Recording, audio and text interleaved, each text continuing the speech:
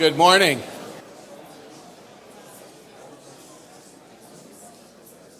It's a thrill to see so many eager, energetic Aggies and friends of Aggies here this morning. Welcome to the celebration of the inauguration of the Stephen R. Covey Leadership Center at Utah State University. I'm Douglas Anderson, Dean of the Huntsman School of Business, and we are especially pleased to welcome today those who will talk and share memories of our dear friend Stephen Covey. We're also grateful to have many members of Stephen's family with us today and close friends, including his dear wife, Sandra. Sandra, welcome. We're glad to have you with us. Many of you have traveled quite a ways to be with us, and we are honored to have you with us. We are also especially grateful to have members of the Franklin Covey Corporation with us today. I don't know, I haven't seen Bob Whitman yet, but where are you, Bob? Raise your hand. Bob, so delighted to have you with us. Thanks so much for your support and being with us. I feel deeply fortunate to count myself as one of Stephen's millions of admirers and friends. I was a student of Stephen's, first through his books, then by teaching his principles myself, and then later through a deeply meaningful personal relationship. Nearly 30 years ago, it was my privilege to meet Stephen in person for the first time through an introduction by one of his closest friends and neighbors, Bob Daines, who's with us today. Bob, welcome. I'm grateful that my friendship with Stephen subsequently allowed me to become acquainted with Sandra and to count members of his family, including Stephen M.R. and Sean, among my friends. Welcome to you both. Glad to have you here. We've looked forward to this day, the establishment of the Stephen R. Covey Center of Leadership at Utah State University, for nearly 10 years. Stephen and I began talking about this in the fall of 2009. I'm so grateful to all of you who've worked so hard and so patiently to bring us to this day. I share greetings from President Noel Cockett, who would like to have been here with us today, but who is traveling out of state. I want to begin with the end in mind. Our purpose at the Huntsman School, thank you. Yep. Oh, it's Robin. She was Batman and Robin for Halloween, but her name really is Robin. Hey, what was I saying, Robin? Oh, yeah. Our purpose at the Huntsman School is to be a career accelerator for our students and an engine of growth for our community, the state, the nation, and the world. Our mission is to develop leaders of distinction in commerce and public affairs. I'd like to talk about our vision for just a few minutes before I turn the podium over to Dr. Jim Davis, who will be our master of ceremonies today and who will announce the agenda. As Stephen taught, and as I believe, an organization's purpose and mission is an expression of its most important aspiration or goal. Purpose and mission must guide our every decision, our every action. As I have just recounted, leadership is central to the mission of the Huntsman School. Developing leaders is our reason for being. We hope to make ethical, principle-centered leadership a core part of the Huntsman School brand and a core part of the brand of Utah State University. Some years ago, we started taking our students to New York City for a career exploration trip. They visited the principal financial firms on Wall Street in an effort to develop a vision of how they might one day contribute. I was not on that first trip, but I got a detailed report. I was thrilled to learn that our students were told by their hosts the following: "You are from Utah, so we know two things about you. You are honest and you work hard." That's not a bad brand. I believe this is evidence that leadership is a part of the Utah brand. It would be interesting to analyze why that is. I believe one contributing reason is the life and mission of Stephen R. Covey. Stephen was world famous for his contributions to understanding and putting into practice principle-centered leadership. John Huntsman once said, "I knew Stephen was famous, but especially when a child in India came up to my car and tried to sell me a bootleg copy of The 7 Habits." I think I remember hearing one time that there were something more than 15 million copies of the 7 Habits, bootleg copies of the 7 Habits circulating around China. That number may be much more than that, Bob. I'm not sure what it is now. Stephen was proud of his Utah roots, and he was always ready to humbly acknowledge his debt to those, especially his family, his friends, and his faith, who shaped his worldview and his understanding of leadership.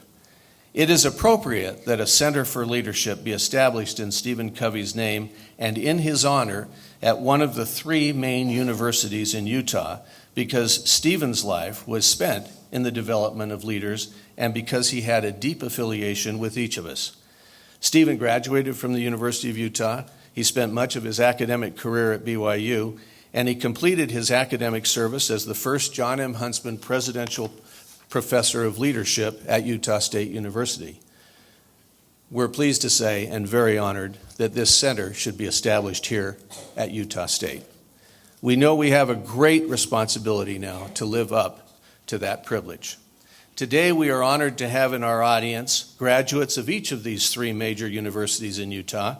To our friends from BYU and the University of Utah, we say we love you, and we especially love to win when our teams play you on the football field and the basketball court. Unfortunately, we were never able to do that when Steve Young was quarterbacking at BYU. Steve is going to join us. I don't think he's arrived quite yet, but he will join us soon, and we will be delighted to hear from him.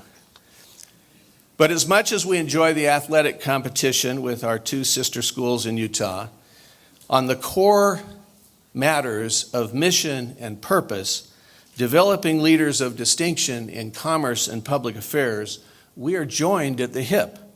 We want our sister institutions in Utah not only to succeed, but to excel and to thrive, just as we know you want us to do the same. I would like to recognize another special guest who is with us today and who we will be honored to hear speak. John Miller is one of Utah's great entrepreneurs. John, thanks for joining us today and for all that you've done to make this day a possibility. Under tragic circumstances, John became the head of a family business, the beef business in the south end of this valley, and grew it into one of America's leading corporations. He credits Stephen with much of his success and with providing him with his own personal MBA education. In establishing this center, we acknowledge Stephen R. Covey's profound role and contribution to fostering principle-centered leadership, and our own desire to become better practitioners of the principles that he taught. We honor and are inspired by his legacy, but we want to do more. We want to build upon it. We want to influence the lives of all students who graduate from the Huntsman School, from Utah State University, and to extend this influence beyond this campus to our state, the nation, and the world. Finally, I am so proud and grateful to be able to announce that with this launch of the center, the Huntsman Foundation has provided $1.5 million for an endowed chair in Stephen's name. It will be known as the Stephen R. Covey Professor of Leadership at Utah State University. This is a great contribution to a great man. And with these funds and additional matching funds we hope yet to raise, we intend to attract one of the world's great teacher leaders to help us build this center. This supports a gift of intellectual property by the Franklin Covey organization valued at more than $3 million, which will be made available to our students and faculty without charge. Won't you join me in acknowledging these wonderful gifts?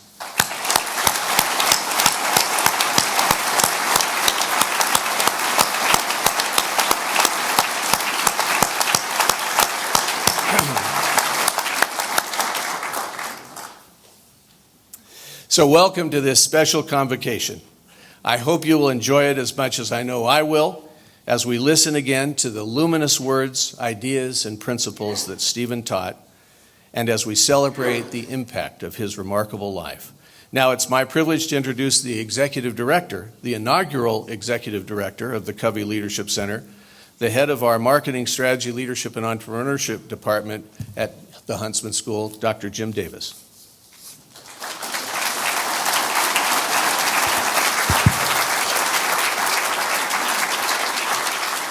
It's an absolute pleasure to be with you this morning at this pivotal event in Utah State University's history.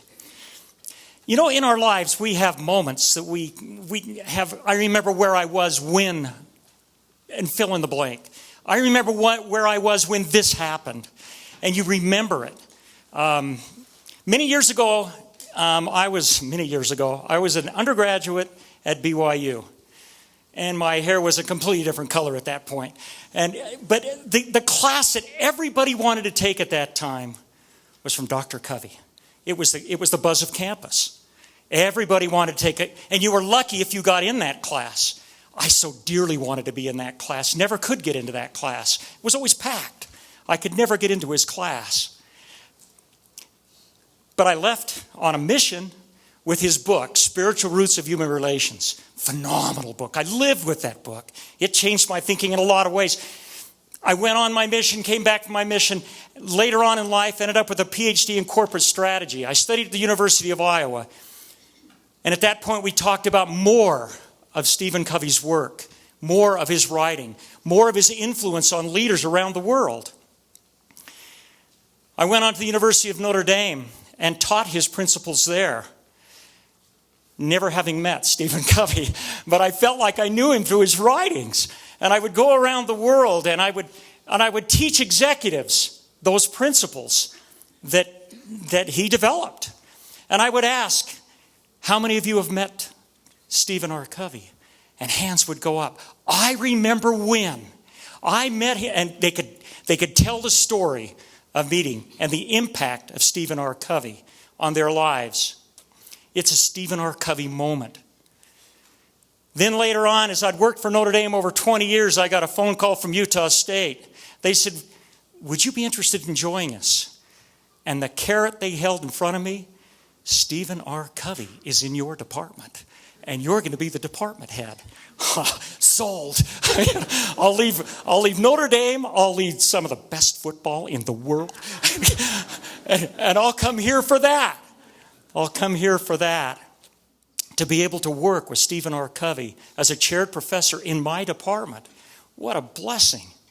What a blessing. And he wasn't with us very long after I arrived at Utah State. But boy, today is a big day. Today, I get to be the executive director of a center bearing his name. What an honor. What an honor. As we launched this center and started talking about this center at Utah State, professors and students and people around the world would call me and say, you're starting another leadership center. What does that mean? Another leadership center. Does the world need another leadership center? And what makes yours so very different than all the rest? Well, I started to think about that, and I started to think, we need to position ourselves in the market. We need to be known for something, not just another leadership center. And as we at Utah State pondered that, we started going back into the things that Stephen R. Covey wrote. This is one of his quotes. Principle-centered leadership is focused on teaching students to take responsibility for their lives, to work with others more effectively, and to do the right thing even when no one is looking. Principle-centered leadership. There's a lot of leadership centers around the world at a lot of different universities. Ours is going to be different. Our foundation is going to be principle-centered leadership. In other words, leadership is as much about who you are as what you do. Other leadership centers talk about what you do. There's lots of models and lots of research and lots of principles about leadership out there. But very few people talk about who you are, the principle side of leadership. And that's what we're going to be about at Utah State.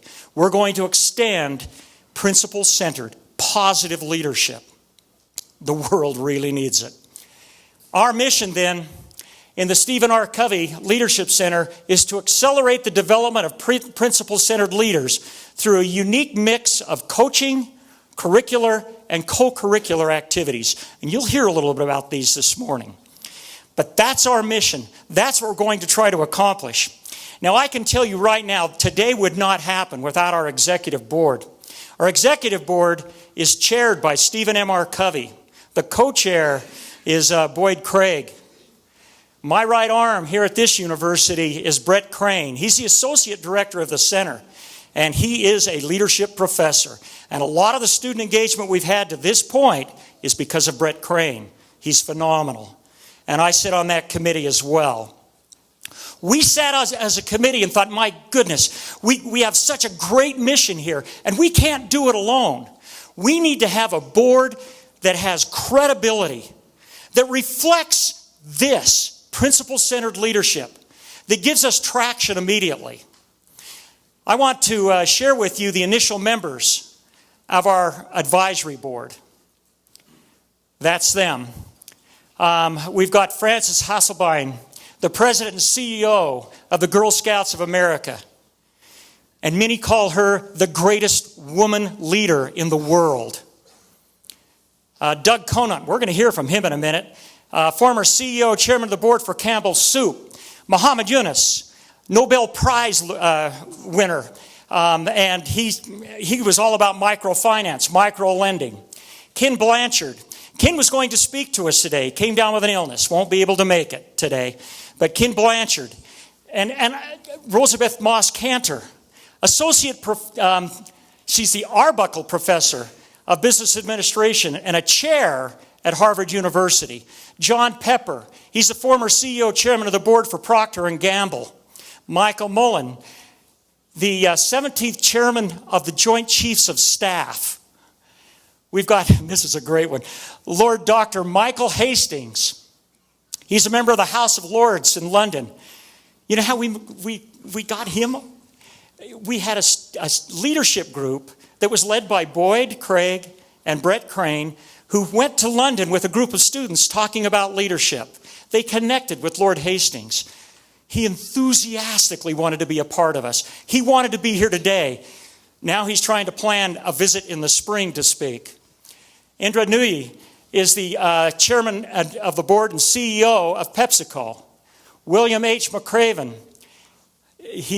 I got to tell you, in addition to being an admiral and ninth commander of U.S. Special Forces, he was the chancellor of the University of Texas university system.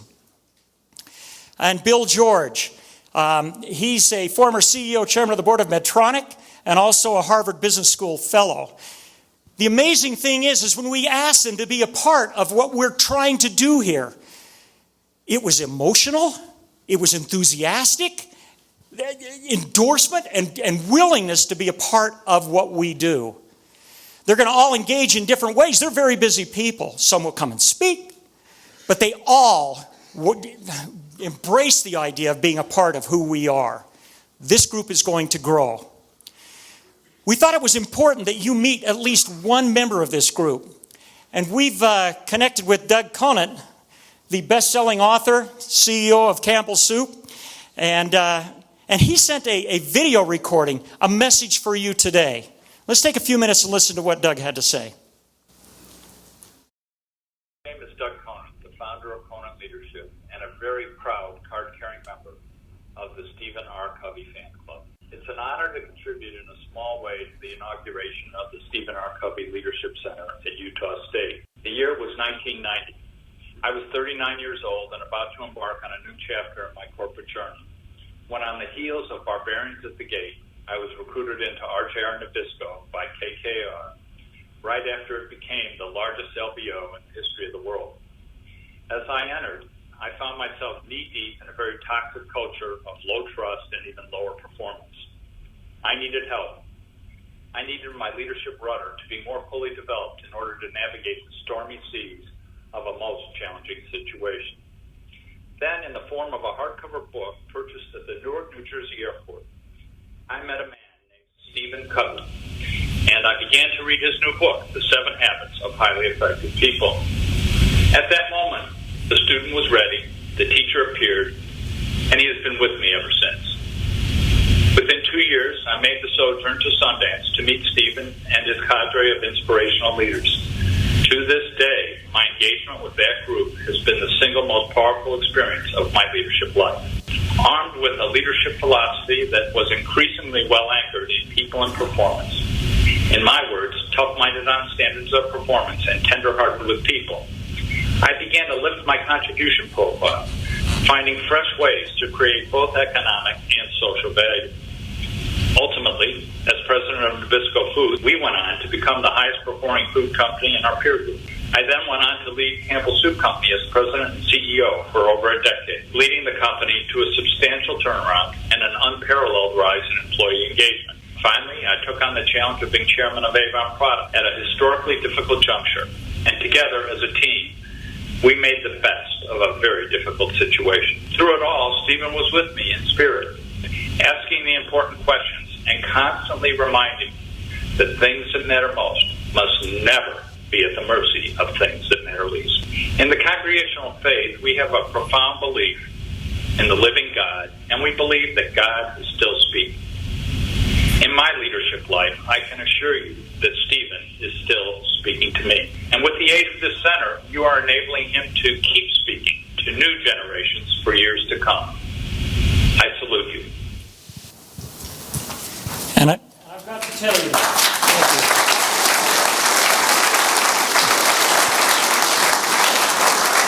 And I've got to tell you, the rest of the board feels exactly the same way.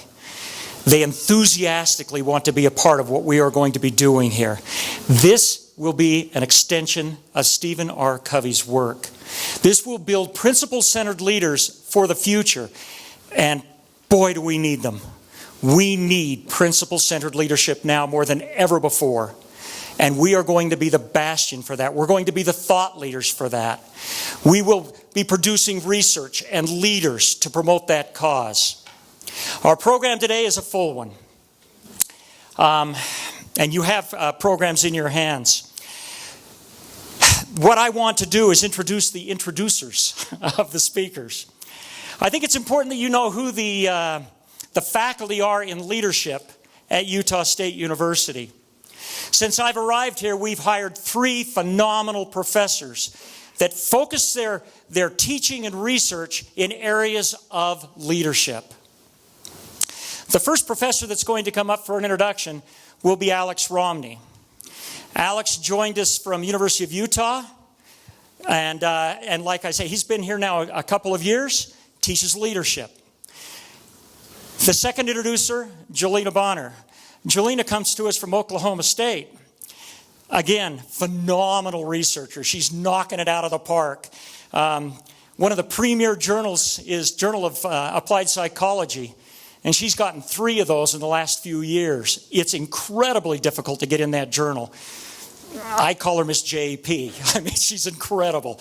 But she will do an introduction. You'll get to know her just a little bit. The third I've introduced already, and that's Brett Crane, the Associate Director of the Center. And he was the first professor of leadership that we've hired here. He gets it. He knows student engagement, and he will speak to us a little bit later as well as do the introduction of Steve Young. And so with that, let's get the program started. I'm going to turn the microphone over to Alex, and he'll give the first introduction.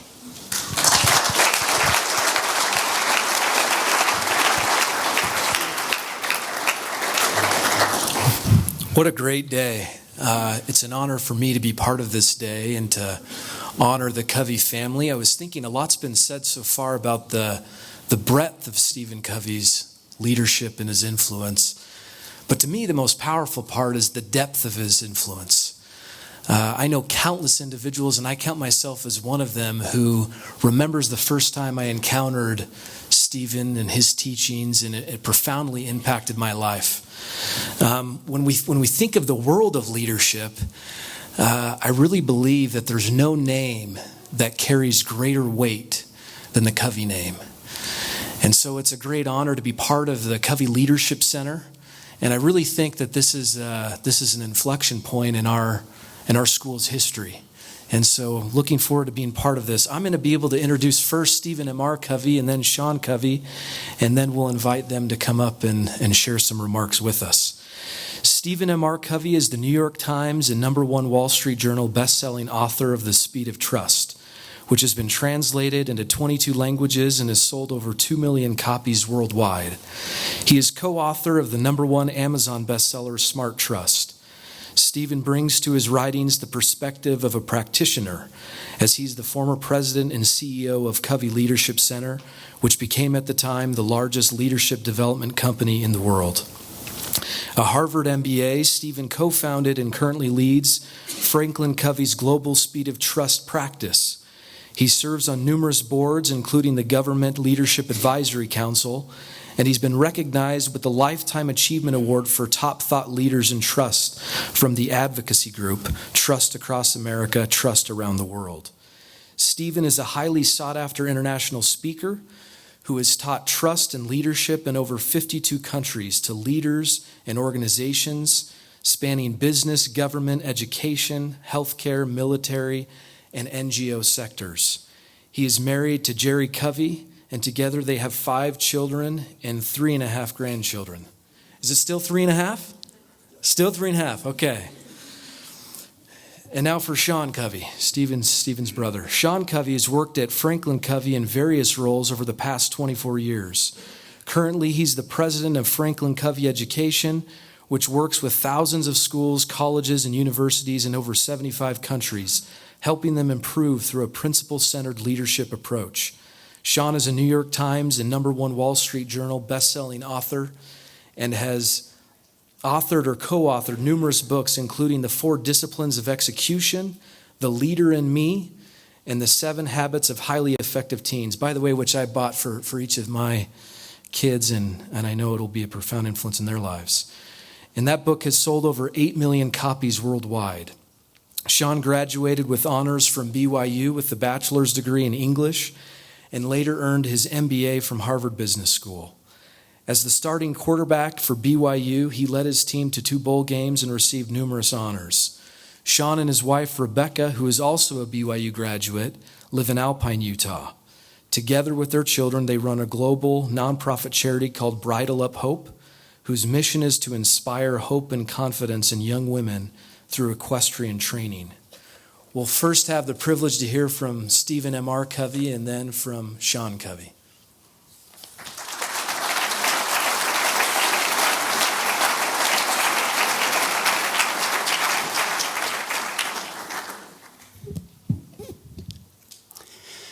Well, thank you, Alex, and what a pleasure it is to be here with you today. I feel honored to represent, along with Sean, our family, the Covey family, and I represent my brothers and sisters who are here and their spouses, as well as my precious mother, who's right here in the front. And I must tell you that the name Principle-Centered Leadership came about through my mom. It was her idea. And here we are around it with a center that is all about developing principle-centered leaders. So it's a tribute to my mother as well.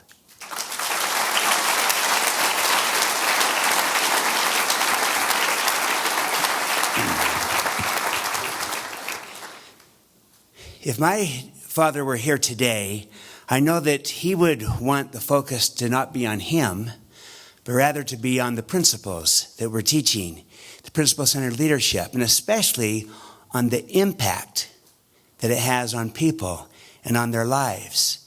Because for him, it was all about making a difference, mattering. It was about, in one word, contribution. In fact, I'll never forget when I was a young teenage boy. It was when I was about 14 years old. My father had just received his doctorate. And that was a big thing. I remember he'd walk around the house and he'd say, "Don't call me Dad anymore.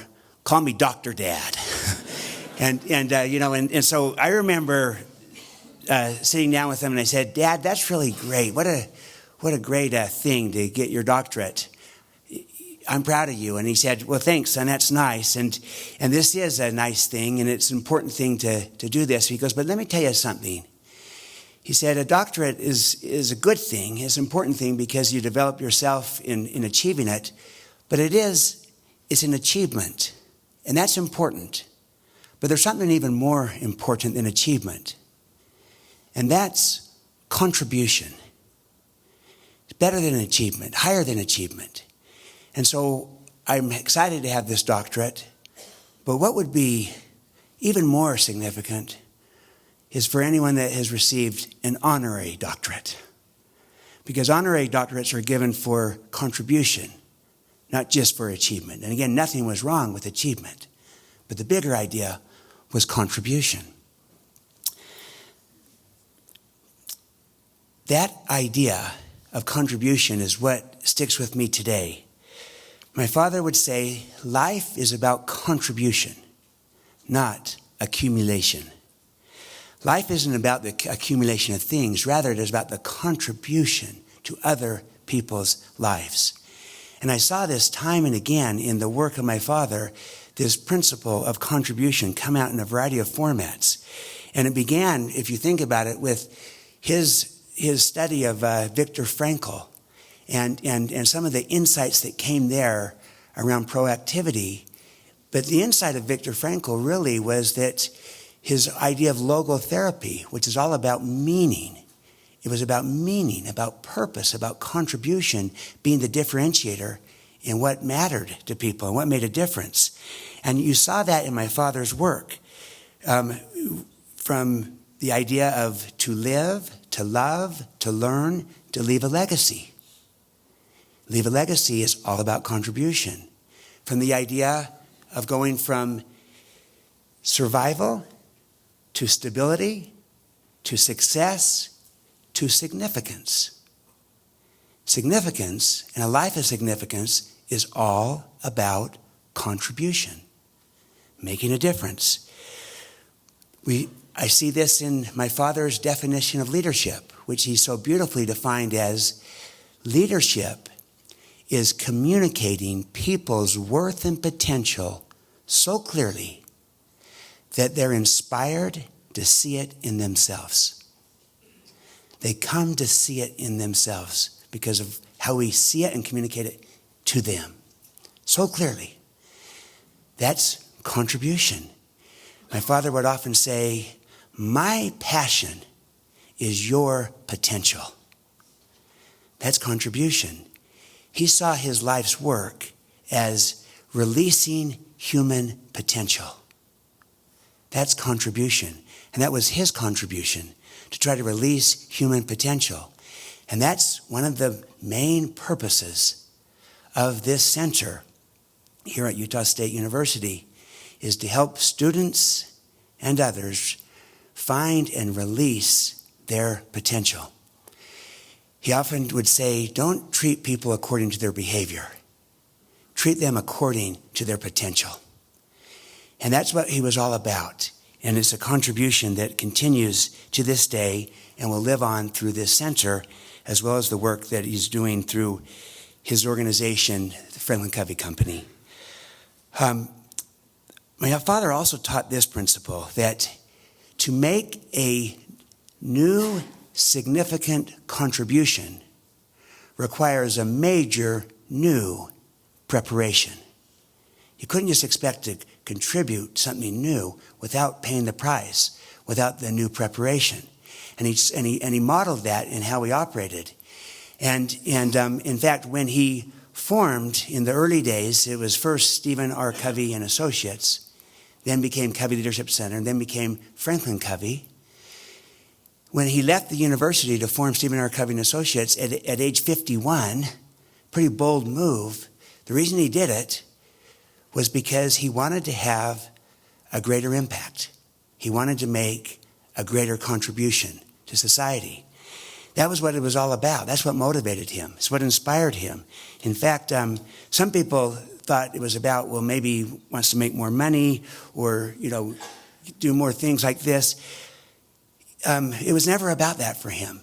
In fact, he wrote a letter to me and a few of my siblings in which he said at the time, covetousness has never had any place in my entire life.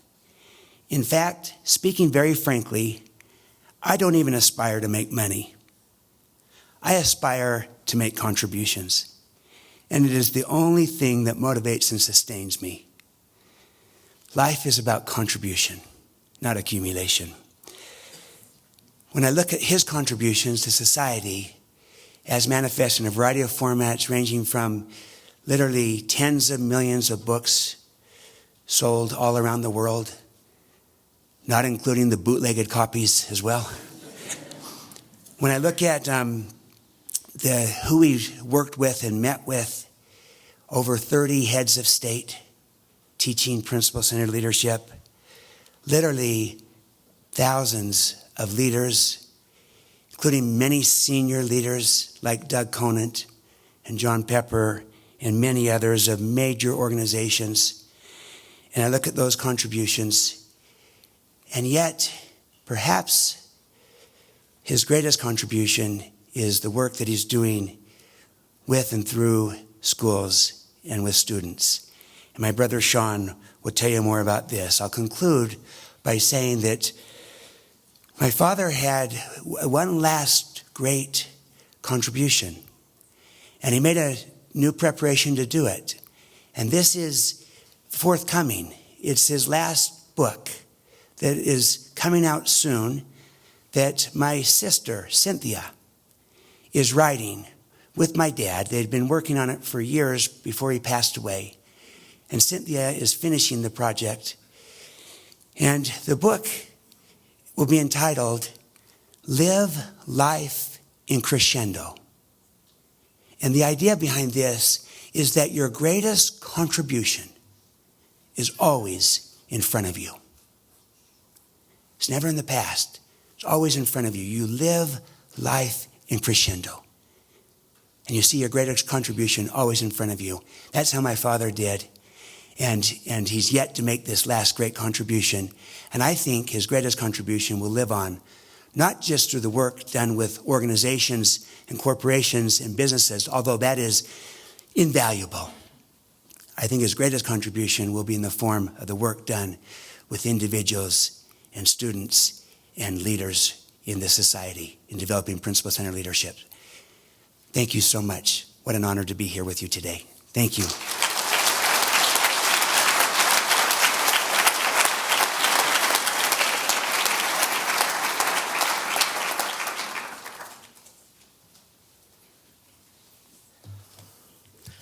I'm a little taller than my older brother, so I better put this up. Well, this is a great honor to be with you today at this historic event. And so I'm very pleased to share the stage today with Steve Young. Steve Young and I were quarterbacks together at BYU. I was a freshman when he was a senior, so I was his understudy.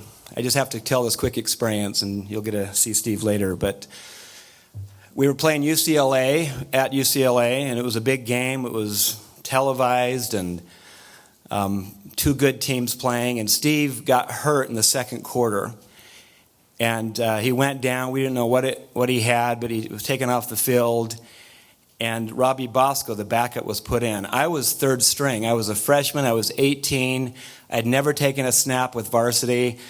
And suddenly I thought, boy, if Robbie goes down, I'm in. And in the first series, Robbie got hit really hard and fell down on the ground and wasn't getting up. And I have never prayed like I prayed then. And I said, Steve, rise from the dead. And miraculously, Steve all of a sudden got better. And he went out and he finished the game and won the game in the last minute. It was extraordinary. And I'm just really glad that he rose up. So there's so many great things we could say about my father, and we're so excited about this center. I remember before he passed away being with him on a few occasions in big audiences, and he would do a Q&A, and people would ask, what are you most proud of? And he'd always say, my family, and then he'd say, the work we're doing with children, with students, young students. So let me tell you briefly about how this began.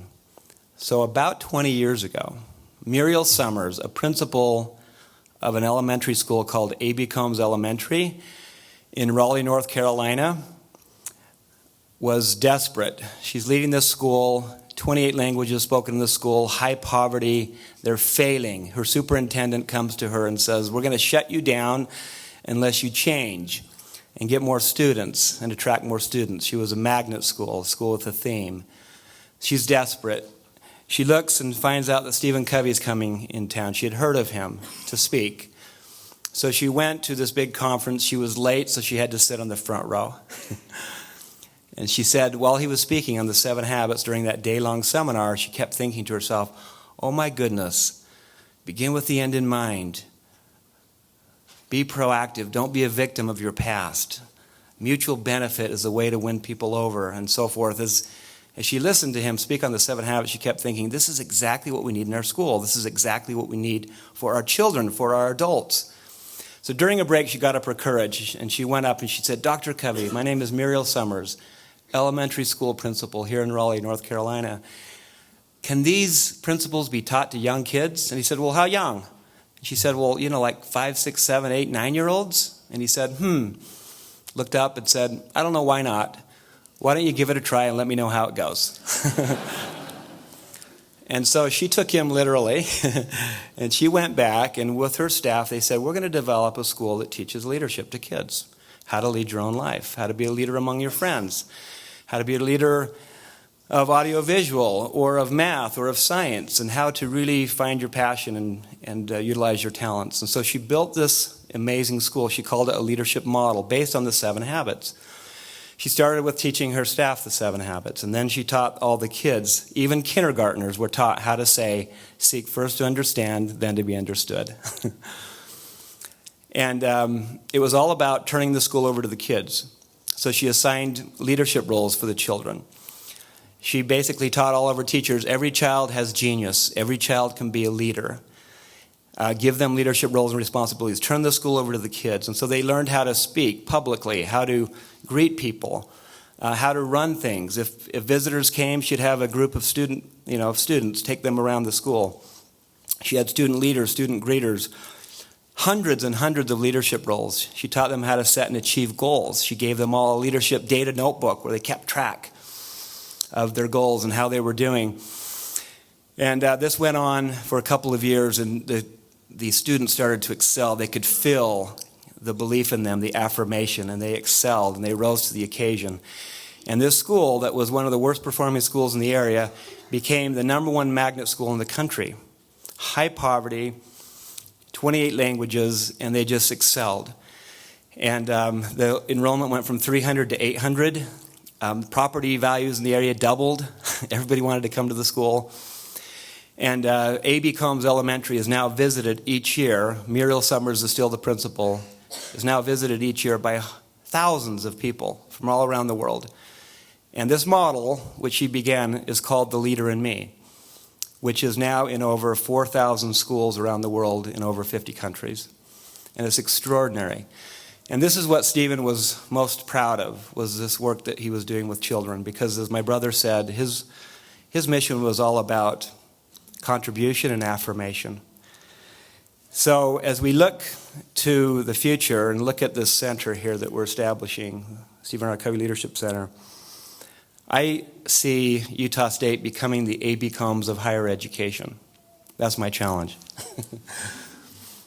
So that we have universities and colleges from all around the world coming to visit this place to see the great work that you're producing, to see the leaders that you are producing, and to see how principle-centered leadership can be integrated into a curriculum to help produce students that are career-ready and life-ready and that can really contribute to the world.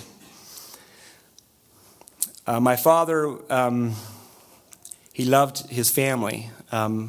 As my brother said, my mother was the one that came up with the term principle-centered leadership.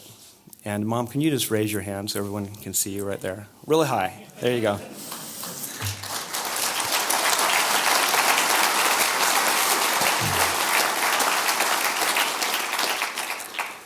But I looked to my father and I'm thinking, what can I do to, thank him and to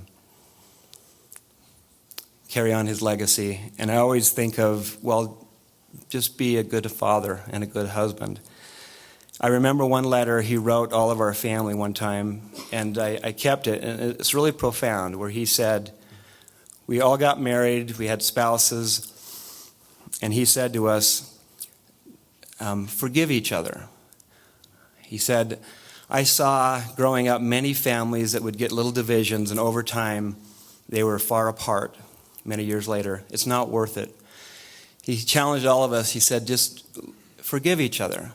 You'll all make mistakes. Don't judge each other. Don't compare yourselves with each other. Don't compare jobs and careers, but just love each other and forgive each other, and don't let any divisions or partitions develop between you. It's not worth it. It was profound. And my best friends today are my brothers and sisters, and I'm really glad of that. I'm glad that my father taught us that powerful principle. So my brother Stephen just shared the quote that he was famous for about leadership. And I remember the first time I heard this, I was up at Sundance at one of his seminars. And I said, Dad, what is leadership to you? We're working on a leadership program right now at the company. Can you please describe your definition of leadership? And that's where he said, leadership is communicating to another person their worth and potential so clearly they are inspired to see it in themselves. And when he said that, I teared up because it was so genuine. I remember feeling, that's exactly how you make me feel, Dad, like I can do anything. And you are living the quote that you just shared with me. So it is a pleasure to be with you today. I'm excited to see what Utah State can do. As was mentioned, Franklin Covey gave Utah State an ongoing license to use all of Stephen Covey's IP and all of the rest of Franklin Covey's intellectual property to help build principle-centered leaders. So I wish you the best. Thank you so much for having us today, and good luck.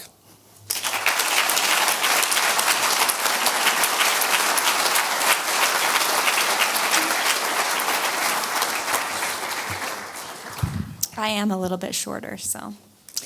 The mission, as you've heard, the mission of the Huntsman School of Business is to develop leaders of distinction in commerce and public affairs. And in line with this mission, Huntsman School students are required to participate in a leadership class. As part of this class, students plan and implement a project meant to better the world. We call this their Leadership Challenge Project.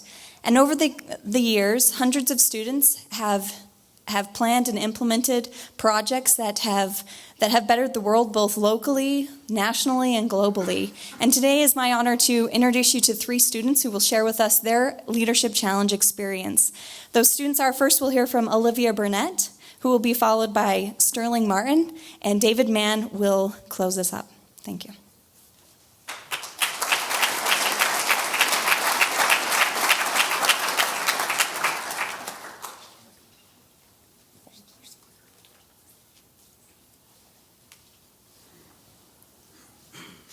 Hello, ladies and gentlemen. My name is Olivia Burnett, and it's a pleasure to be with you this morning. This morning I'm going to tell you a little bit about, like she was saying, a wonderful leadership project that I was able to do just this last semester. So this is Charlene Rutland. Charlene is the mother of 6 children and 1 grandchild. And on June 27th of this past year, she was in the shower when she felt extremely dizzy and fell unconscious. After being rushed to the hospital, she was diagnosed with stage 4 glioblastoma brain cancer. Upon discovery, they immediately removed the surgery, but due to the extremely aggressive nature of this cancer, it will grow back despite any treatment that she receives. Unfortunately, their family also does not have health insurance, and they had started a GoFundMe account where they'd raised about $12,000 of their $75,000 goal. Here is where I began to put Stephen Covey's principle, beginning with the end in mind, into action. I decided that I didn't know how, I didn't know when, but I was going to try to raise as much money as I could for Charlene and her family. So what I did was I hosted a 5K family fun run, and we entitled it Charlene's Run, Come Join the Fight Against Brain Cancer. And the results were more than I could have ever imagined. We had over 500 people attend the event and raised $8,000 for Charlene and her family. But what was humbling about the entire experience was not necessarily how many people came to the event, but it was when I got outside of my comfort zone and I asked people to come help and support.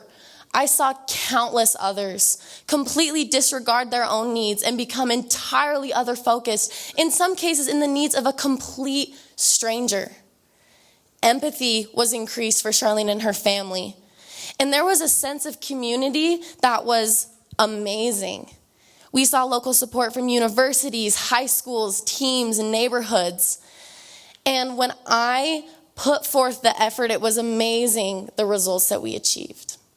Charlene, unfortunately, could not be there due to her condition, but I made a video and I sent it to her of the event, of people showing her that they loved her and they supported her, and just kind of a clip of how the whole thing went. So I have a short clip of that that I would like to show you today.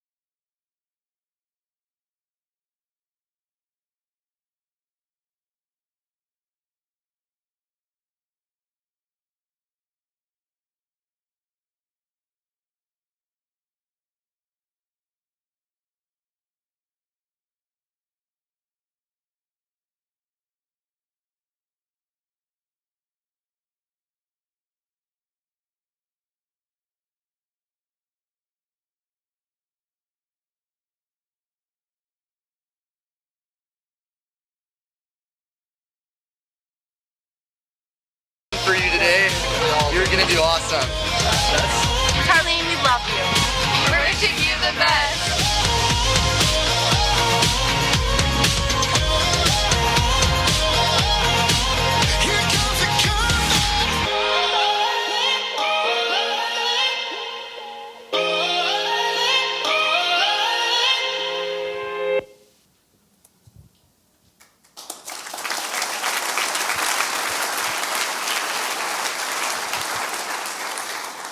Thank you. Oh, excuse me. So as you can see, the synergy that was created there, everyone coming out, the results we achieved were not from myself. They were from everyone being there. Stephen Covey says, and I quote, "It's incredibly easy to get caught in an activity trap, in the busyness of life, to work harder and harder at climbing the ladder of success, only to realize that it's leaning up against the wrong wall," end quote. So many of us get caught up in the busyness of life. Maybe it's getting an A in a class or perhaps a job promotion at work, that we don't stop to ask ourselves, why am I doing what I'm doing? What am I busying myself with? I challenge you, test your imagination. Come up with ideas and things that align with your values, things that you believe in. And then once you have discovered what those values are, busy yourself making those things a success. Busy yourself chasing after those dreams. Don't get caught up in the meaningless of the day-to-day. Because when you do that, when you chase after what you believe in and what is important to you, that is when we can bring people together. That is when we can change people's lives. And that is when we can make extraordinary results happen. Thank you.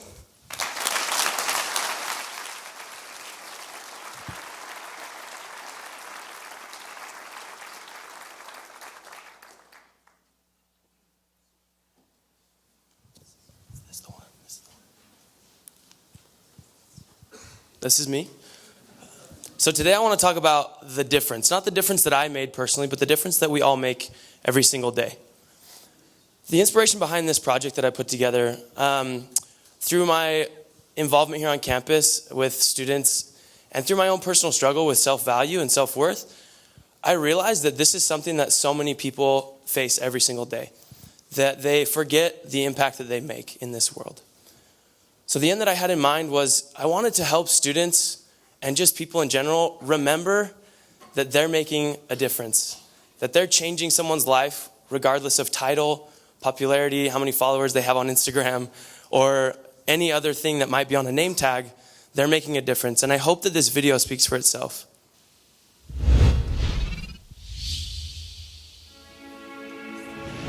"84% of Aggies live away from home, away from our families and away from our friends, facing a new set of challenges every single day. Often when we think of leadership and influence, we mistakenly think of big stages and important titles and popularity. But that's wrong. We each have the ability to make an influence on someone around us every single day. If there's one important lesson to learn in college, it's that you have value, you matter, and you can make a change on this campus and in the world. If you don't believe me, watch this.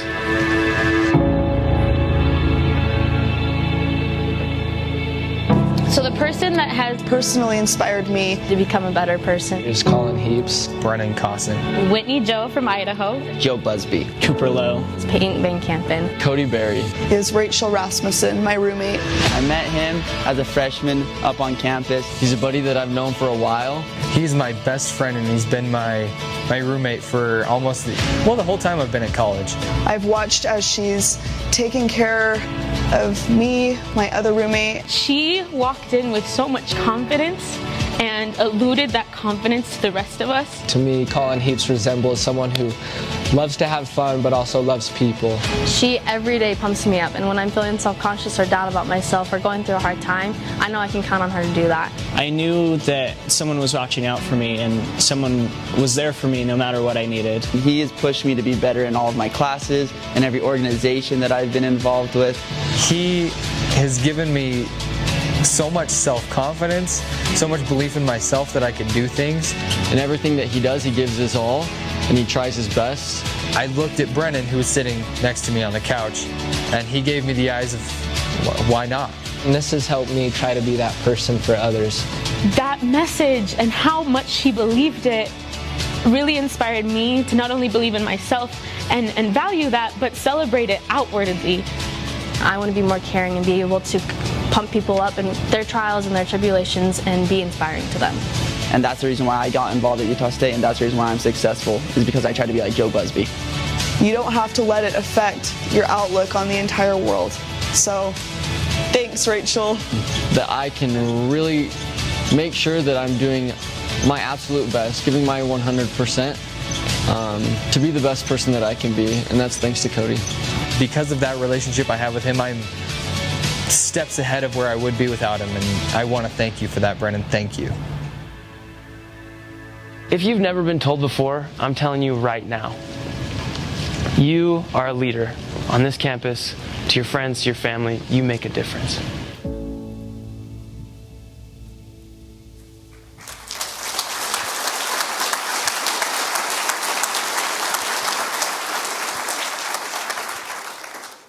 Honestly, these are all incredible students, every single one of them.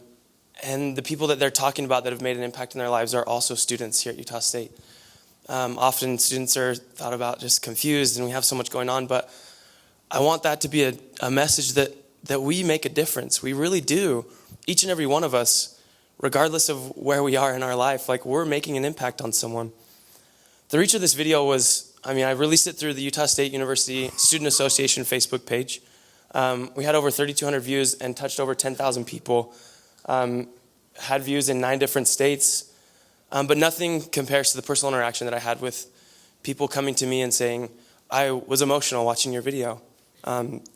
Sorry. It made a difference for me. And that's why I made it. Not to beat a dead horse, but leadership is communicating people's value and worth and potential so clearly that they come to see it themselves. that was one of the things that I had in mind in making this video. So thanks for bringing it up again. And I want to challenge each and every one of us, myself included, to make sure that we're telling the people around us that they're making a difference in our lives, that they're influencing us to become better, to grow.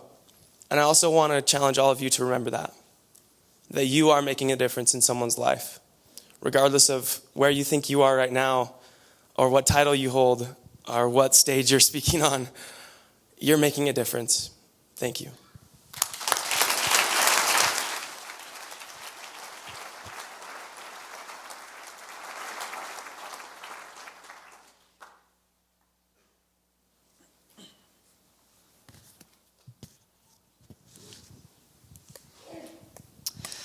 Okay, thank you. I wanted to start today talking about a boy named Dennis. Dennis every morning wakes up at 5 a.m. to go to school. Occasionally for breakfast, Dennis will eat bread, but more often than not, he goes without. Like his peers, Dennis is encumbered with the necessities of life. Getting 2 meals a day can be a miracle for Dennis.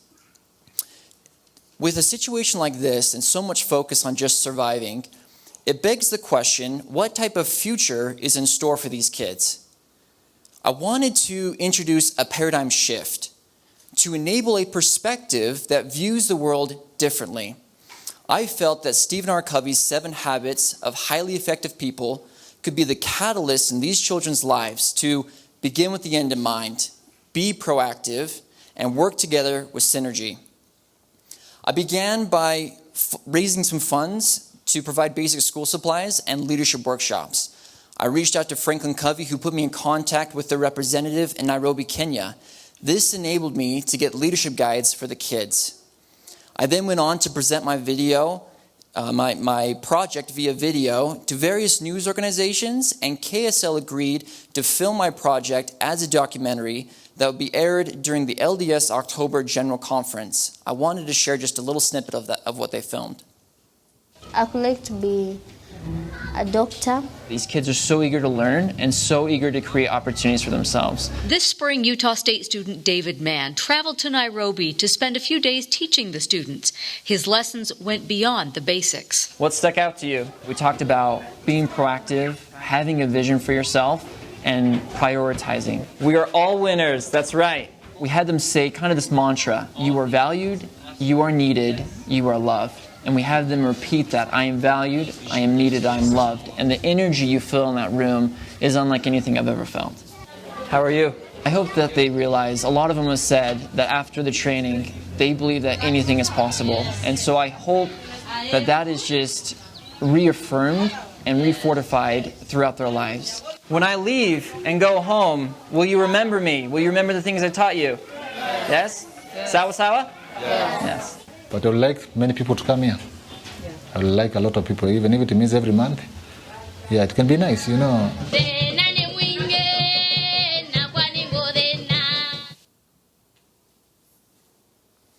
This was an incredible experience. One that allowed me to realize that opportunities, you don't have to be born into them. It's something you can create. When I asked the kids what kind of things they learned and what they appreciated, they said, we're all winners. We will never give up. Anything is possible. How grateful I am for a professor and the Huntsman Business School that stretched my understanding of a global vision and purpose-centered leadership. My hope for these kids is to continue to build upon the foundation we established through the 7 Habits. My hope for all of us is that we will continue to be the change we wish to see in the world.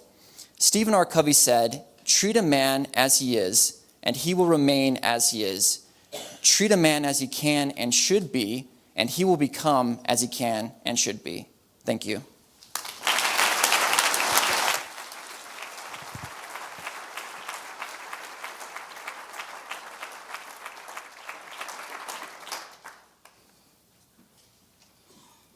So one thing I've learned working here for the past several years is we have amazing, amazing students. Can we just give a hand for all 3 of these students?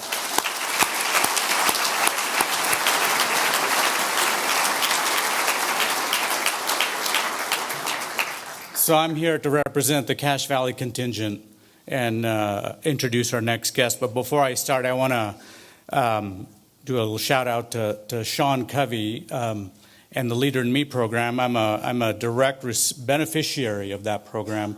I have two girls who go to Edith Bowen Lab School here on campus, and it's a Leader in Me school. And I remember the first time my then third grader started spouting off the 7 habits. I got so excited, I sent the video to both John and Boyd. It's had a huge impact on their lives, so thank you. I'm going to introduce a Cache Valley legend from way back. I just learned this, John, just an hour ago from our good friend, who shall remain nameless, that you were a legendary guitar player, known far and wide from Malad to Hiram. So you'll hear a lot about John's great successes in his professional career, but that's what I'm holding to. The guitar player known from Malad to Cache Valley to Hiram. I remember sitting in lots and lots of meetings with John and Dean Anderson and Sean and Stephen and Boyd, and so it's just so amazing and great that this day is here. We've been working on this for a long time. John Miller grew up in Hiram, as they say out here, and had an amazing career in agribusiness. And he will tell you that so much of his success was due to the servant leadership model that he practiced and preached at all of the companies that he grew. He's been a partner in this endeavor from the start. So, ladies and gentlemen, please help me welcome John Miller.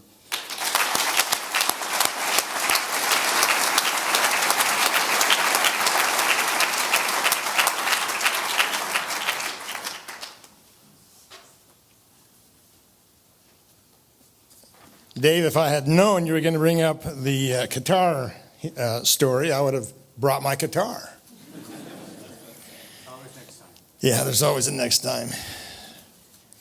You know, one of the great things about today is that we've had a paradigm shift. If you've noticed, all these Covey family members here have come from the South to join the North. And so we welcome you here, and we expect you to switch your allegiance as time goes on. And I want to say that these 3 young men that spoke, and the young lady, Olivia, Sterling, and David, this was like 3 great TED Talks. Does it get any better? I'm so proud of what you said and what you've accomplished. And I'm sure that, Olivia, if you stuck around here a little bit, you'd find some more contributions for that cause you're working on. I'm honored and humbled to be able to speak today. I want to thank Dean Anderson and others who have worked so hard to make this dream of the Covey Leadership Center become a reality. In preparation for this talk today, I reviewed my personal journals, who I have to give credit also to John Covey and his wife Jane, who taught me to keep personal journals when I was a missionary under his guidance. But I reviewed my personal journals. I looked at YouTube talks, Stephen's comments, and others, and I reflected upon his influence upon my life and millions of others. Thus, preparing for today, I've been again inspired, and it's reignited my desire to be a better person. I first met Stephen on July 27, 1978. I was a young general manager of 26 years of age. I asked Stephen to travel to our family business in Hiram and instruct the family and executives about leadership. Stephen introduced us to principle-based leadership. This included how to build trust, the concept of win-win, the communication skill of seeking first to understand and then be understood, never talking behind someone's back, and cultivating the 4 dimensions of the human personality and experiencing a daily private victory, among other things. And I have to tell you a little bit about this daily private victory thing. So I got up this morning at 6:30. I sat in my favorite chair and I began to have this private victory about what would happen today and what this audience would look like. And I can tell you it works because you're a whole lot better looking now than when you were at 6:30 this morning.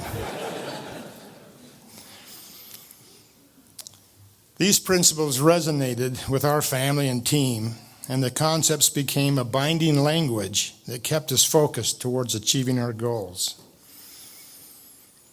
A couple years later, I was asked to run the entire family group of businesses. It was a big decision, and I had some serious concerns about my ability to succeed with so many family members involved, declining market shares, as well as being undercapitalized. I asked Stephen for advice, and he strongly suggested that I obtain a management contract with my family. So I drove down to Provo, we met, and we sat down and we drafted the big ask. This is about 1979. $60,000 annual salary. We wrote it down. I can remember Stephen talking about this. 10% of the profits and a fixed price option to buy 13% of the business. I wasn't even sure what an option was. It was a big ask from my point of view. Stephen's response was, "Be bold." With trepidation, I presented it to my uncle. He looked it over and asked for a couple days to respond. It seemed like 2 years. And then a few days later, he called me into his office and said, "I can accept your proposal with one change. 10% of the profits after the first $1 million. Well, we hadn't made $1 million since I'd been there. But being young and believing that we would make millions a year, I smiled and I shook his hand. The contract was memorialized, and we went on to build a great business with great people using Covey's leadership principles. Stephen continued as a consultant to the family and business for a few years, and then as a mentor and friend and advisor throughout my professional career as CEO of Armour Food Company in Nebraska and National Beef Company in Kansas City. The 7 habits became the basic framework of my leadership style and that of our management teams. I'd like to diverge just for a moment and share a little bit about a man by the name of Don Miguel Ruiz. I've read a number of books that he wrote. Ruiz is a Toltec spiritual teacher, a medical doctor, and a successful author. To help illustrate the power of Stephen's words, I would like to share and paraphrase a few of Ruiz's teachings. Listen very carefully to this because I've had to read the book 2 or 3 times to try to relate to it closely. But regardless of what language you speak, your intent manifests through your word. What you dream, what you feel, and what you really are will all be manifested through your word. The word is a force. It's real. It is the power you have to express and communicate, to think, and thereby create the events in your life and influence the lives of many others. Your word is the most powerful tool you have as a human. And in a mystical way, it's like magic. But like a sword with 2 edges, your word can create the most beautiful dream, or your word can destroy everything around you, including yourself. One edge is the misuse of the word, which creates a living hell. I'm no good. I'll never be anything. I'm ugly. I'm stupid. The other edge is the impeccability of the word, which will only create beauty, love, and heaven on earth. Depending on how it is used, our words can set us free, or it can enslave us even more than we know and further distort our paradigm. All the magic you possess is based on your word. Your word is pure magic. The misuse of your word is black magic. The words we speak are so powerful it can change a life or destroy the lives of millions of people. Some years ago, a man in Germany, by the use of the word, manipulated a whole country of the most intelligent people. He led them into a world war with just the power of his word. He convinced others to commit the most atrocious acts of violence. He activated people's fear with the word, and like a big explosion, millions of lives were taken and global suffering occurred. Think of every human as a magician. We can either cast a spell on someone with our word, or we can release someone from a spell. We cast spells all the time with our opinions through words. That is the power of the word. During our domestication, our parents and siblings gave their opinions about us without even thinking. We believed those opinions and we lived in fear over those opinions, like not being good enough at swimming or sports or writing or speaking. Someone gives you an opinion and says, look, this girl is ugly. The girl listens, believes she is ugly, grows up with the idea that she is ugly. Doesn't matter that she's beautiful or how beautiful she is. She will believe she is ugly. That is the spell she is under. By hooking our attention, the word can enter our mind and change a person for better or worse. That is the power of the word. Stephen's impact on all of us and millions of others is the result of the impeccability of his word. Impeccability means without sin, or never using words that go against yourself or others. I don't mean that Stephen was perfect. He wasn't. But his words reflected a core belief, a set of time-tested principles, and he walked the talk. He knew who he was, and his word and life reflected the core principle understanding that human life is beautiful, purposeful, and by its very nature godlike. He also recognized that we see the world as we are, not as it really is. With humility and the adaptation of time-tested principles he believed and taught, we can see ourselves more correctly. He often referred to this as a more accurate paradigm. I remember when Stephen came to hire him and he used the word paradigm. I didn't even know what the word paradigm was, but I knew it very well after spending a little time with him.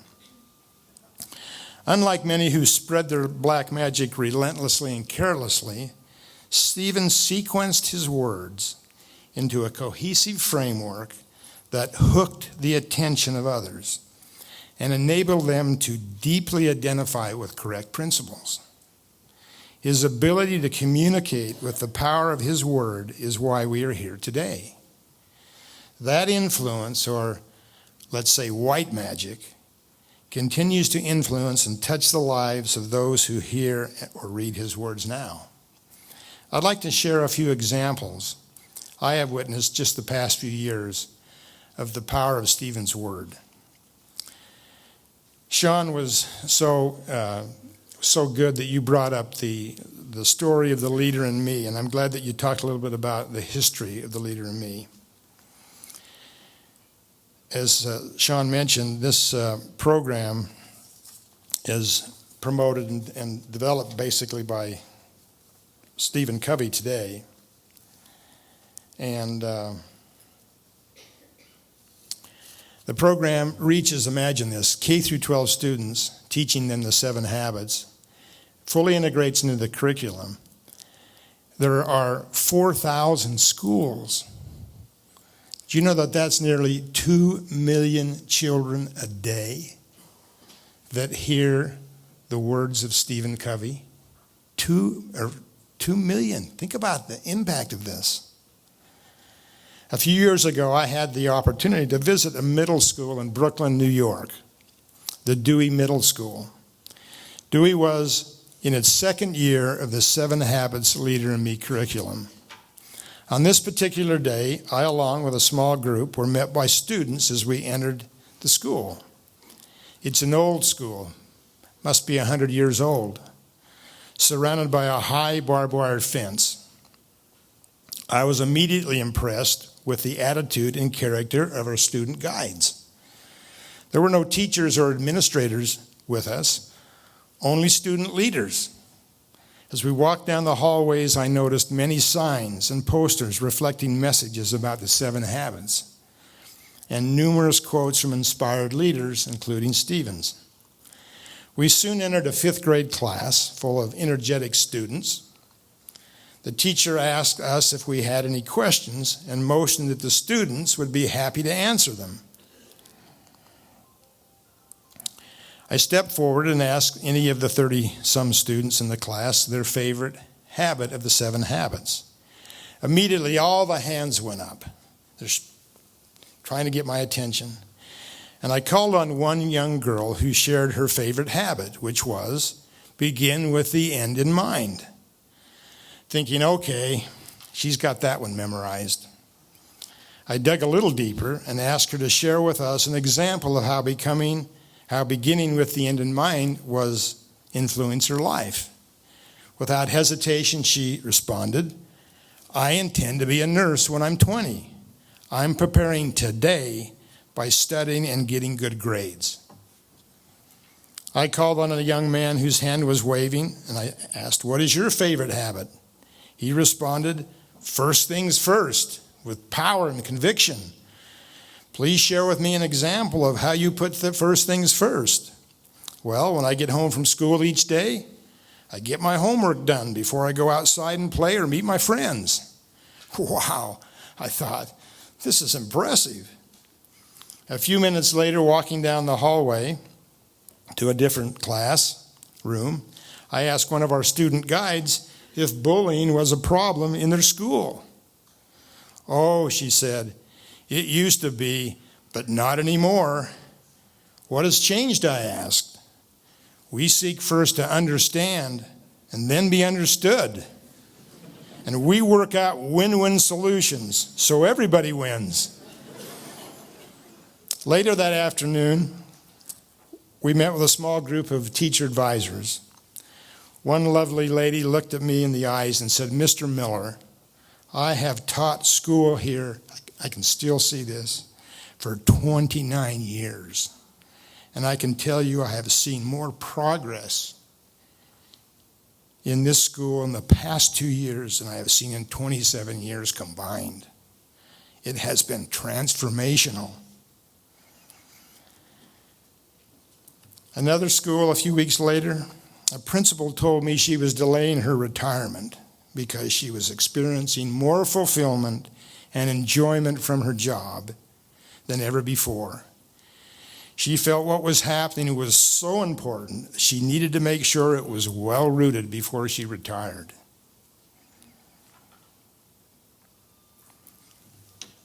I have heard this same message in dozens of schools in the past few years. It's truly transformational, the power of Stephen's word. A number of years ago, my family and I were attending an unveiling of a statue honoring a leader in Salt Lake City. Stephen was also in attendance. As I introduced my son Alex, Stephen asked him what he was doing with his life. Alex responded that he was a student. Without any hesitation, Stephen replied, I'm a student also. I've often thought throughout the years how true these words are. I've had many lessons, and some I've had to repeat more than once or twice. I realize that we are all students of life, making our way along life's path. Thank goodness for this wonderful man whose words have inspired us to strive to be higher levels of understanding. We may not all be famous like Stephen Covey or Steve Young, but we can all be great by using the power of our words to influence and spread white magic among everyone we come into contact with. The essence of what I'm trying to say here today is that we all have the same power. And if we use that power with impeccability, following the example that Stephen showed us, we can change our own life and touch the lives of many people in a similar way. I would challenge each of us to be proactive, and for the rest of today and beyond, to take a moment before using your magic to answer the question, am I casting white or black magic with my words upon those I come into contact with? Let's be impeccable with our word. It's my belief and hope that this Center for Leadership will be a catalyst for hooking the attention of students and teachers and would-be leaders of men and women through Stephen's words and the words of other great leaders to influence and improve the lives of others. Be bold. Thank you.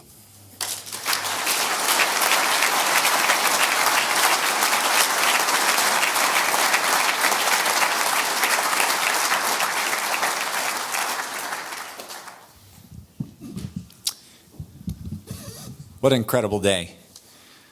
How do you introduce someone that needs no introduction? Steve Young is considered one of the most accurate quarterbacks in NFL history. He is a former professional American football player who played 15 seasons in the NFL. He's best known for his amazing work with the San Francisco 49ers, where they retired his number 8. He played college football for BYU, setting school and NCAA records en route for being runner-up for the 1983 Heisman Trophy.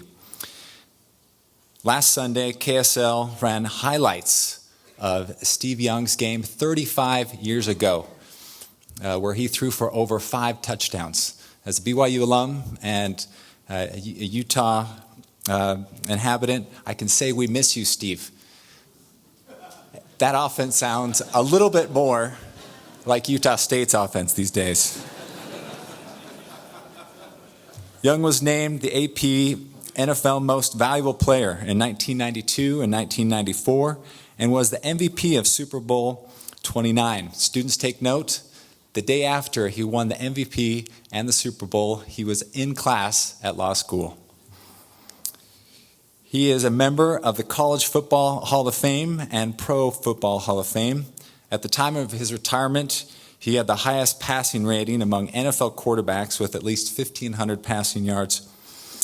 His 43 career rushing touchdowns are second among quarterbacks, while his 4,239 rushing yards rank third all time. While he built his fame around his record-setting quarterback as quarterback of the San Francisco 49ers, he's also a licensed attorney, an acclaimed motivational speaker, a sought-after corporate spokesperson, and supports numerous charities and foundations. And most importantly, he's a dedicated husband and a proud father. Join me in welcoming Steve Young.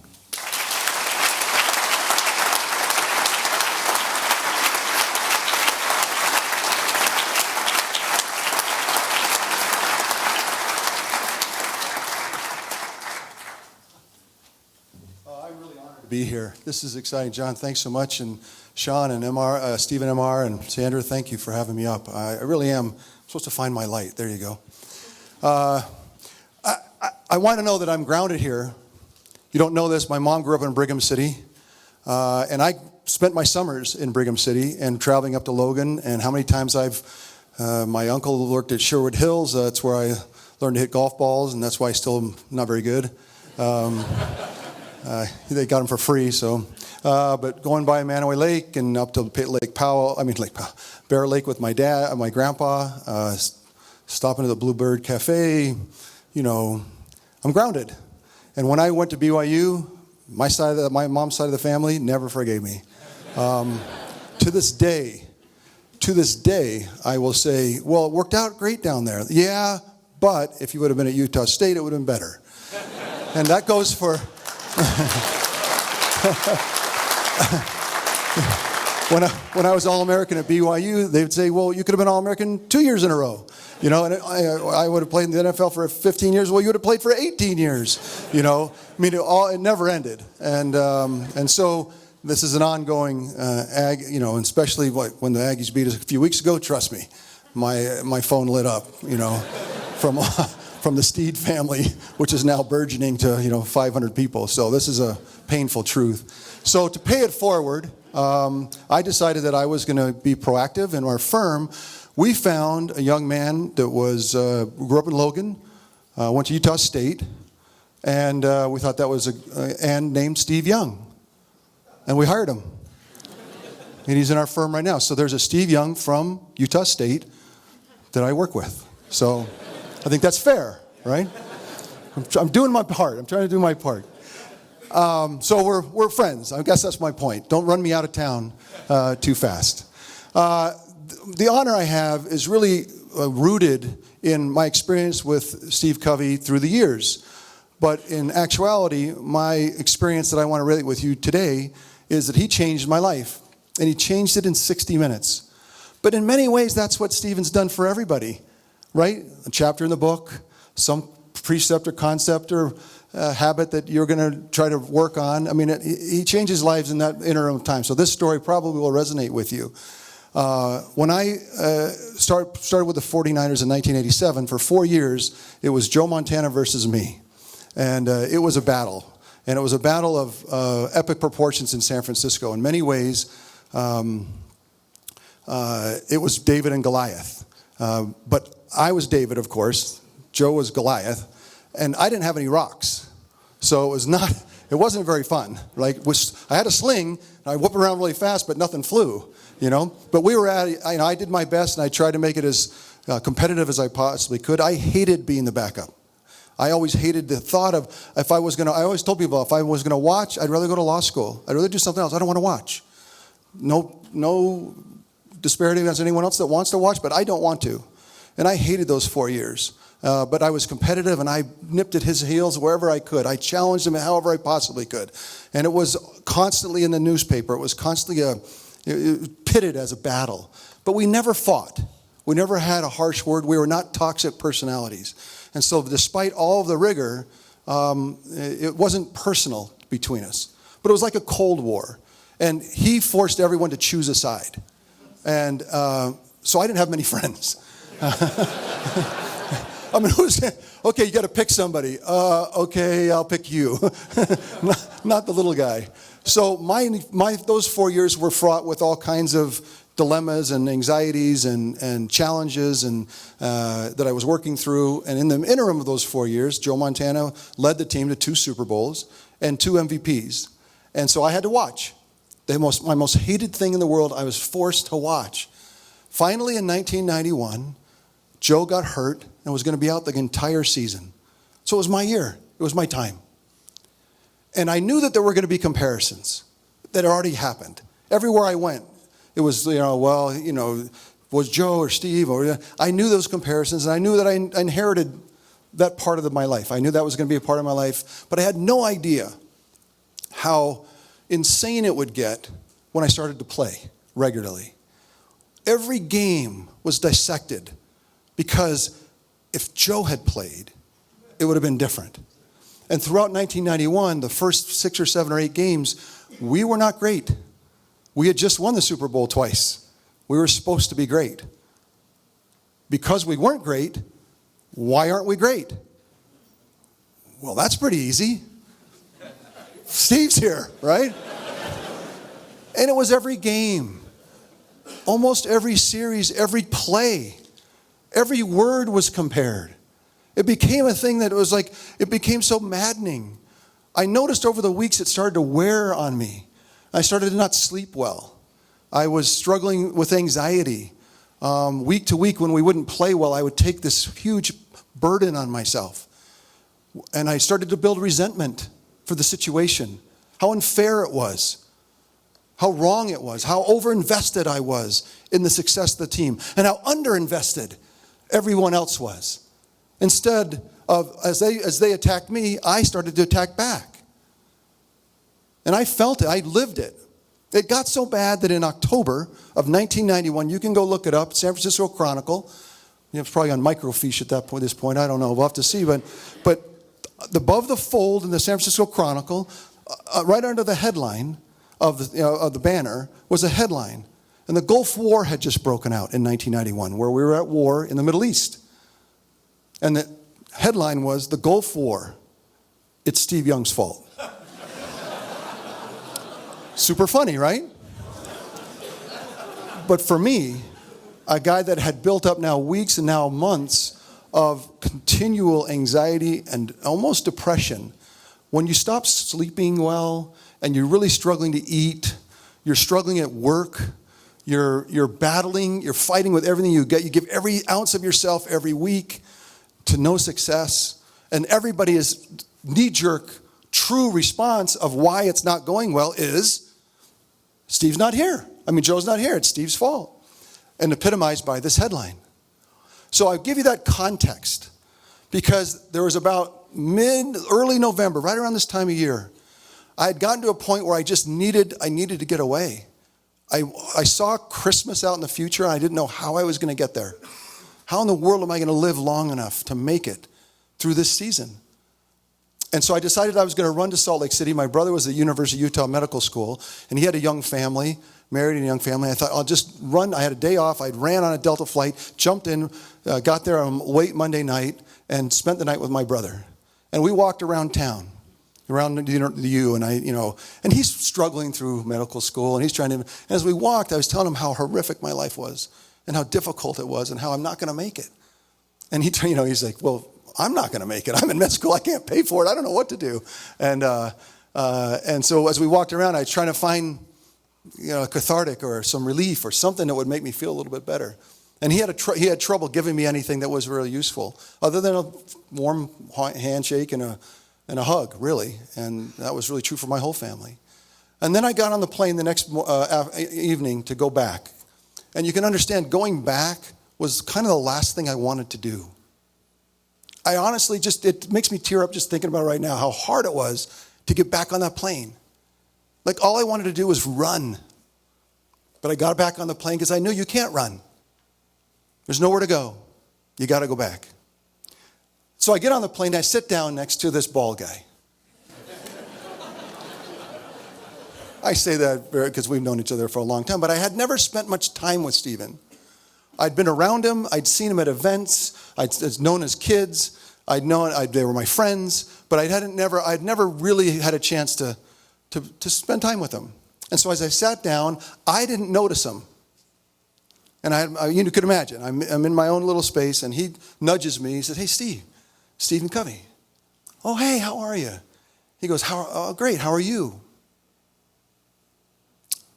So for the first 30 minutes of the flight, just unload, right? Because he asked. And I was at a place in my life where you're going to hear, right? And I gave him every inch of it. How difficult it was, how painful it's been, how I just feel this huge burden that I can't even start to breathe in. I'm not sleeping. I'm pretty sure I'm depressed. I don't know what that really means, but I know that if it is something, I got it. So he listened and listened and listened, and that's one of the first things I noticed. He listened. And that's one of the great qualities of a human being. And he heard every ounce of it. And I finished kind of exhausting myself of everything that I could tell him. And he said, "Wow, that is a lot. And man, I feel what you're saying. I can feel it. First thing I want to tell you, which is remarkable, the first thing I want to tell you is that how you describe how difficult it is with so many guys on your team is because it's scientifically proven that any more than 7 in a group of human beings starts to devolve. And so you add an 8th person, the efficiency goes down. The 9th person, even more geometrically. 10th person, you get to 11, you've got way too many people. So you're right. It is too many people. But let me be the first to tell you, the magic in life is when you've taken, by definition, scientifically, too many people and figured out a way to win, to be successful, to be abundant. That is the magic. Don't miss that opportunity with too many people, because therein lies the magic. I've thought about that 1,000 times since then, because life is by definition too many people. And how can we find that magic with, by definition, inefficient systems? And so I didn't really want to hear that at the time. I was like, oh, okay. That's resonated with me more and more since then. But that wasn't the first thing that I remember about that conversation. But I remember it for the longest time, because it's really true. Then he said, Steve, can I ask you a couple of questions? I said, sure. He goes, I don't follow football, too much. I know a little bit. My kids play. But I don't follow the pro game very much. I know you're with the 49ers, but tell me about the owner of the team. I said, well, that's Eddie DeBartolo. I go, tell me about him. What kind of guy? Tell me about his management style, what he does. And I said, well, he's amazing. He's the first person that I remember. I just a little quickly context. In 1987, all the players in the NFL struck like picket line.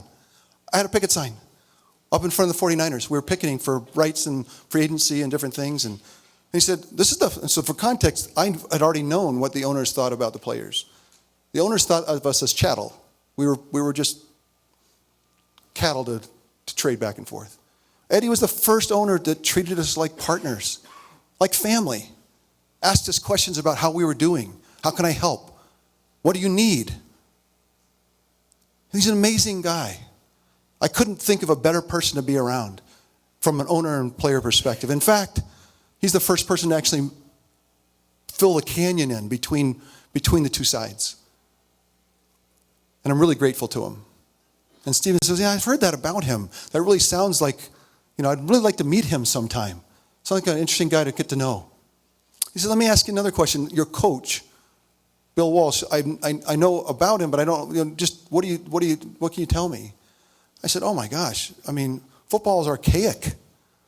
Football before Bill Walsh was, let's get him out in the heat and make him have no water to make them tougher and better shape.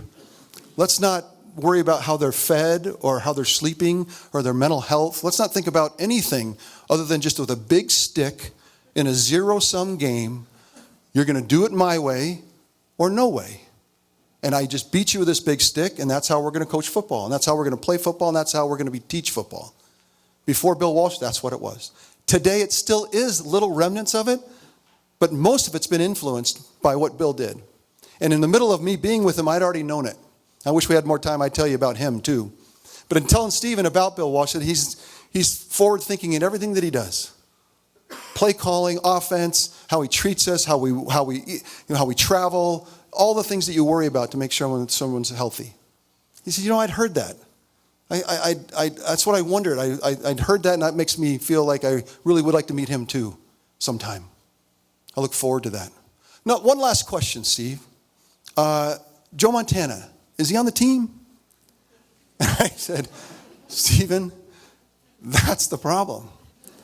Yes, he's on the team. He's hurt and not playing, but that's probably most of my problem.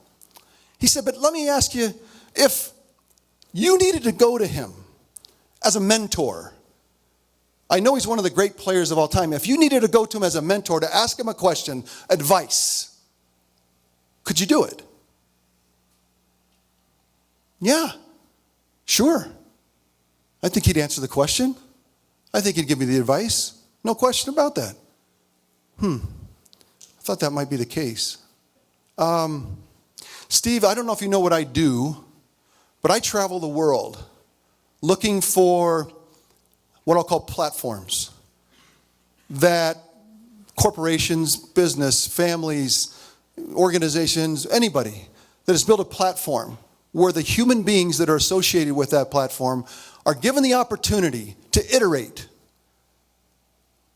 to find out how good they can get. Because that's what every human being wants to do. They want to find out their full potential. And I look for those systems, platforms, and I seek them.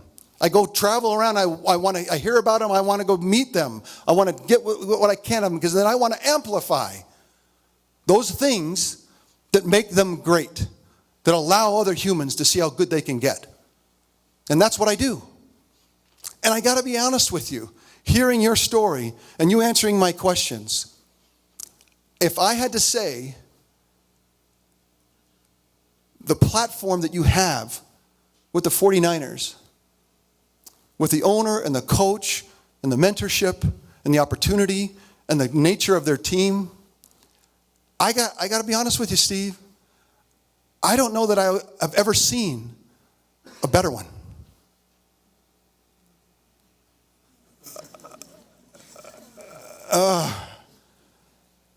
I was dumbfounded.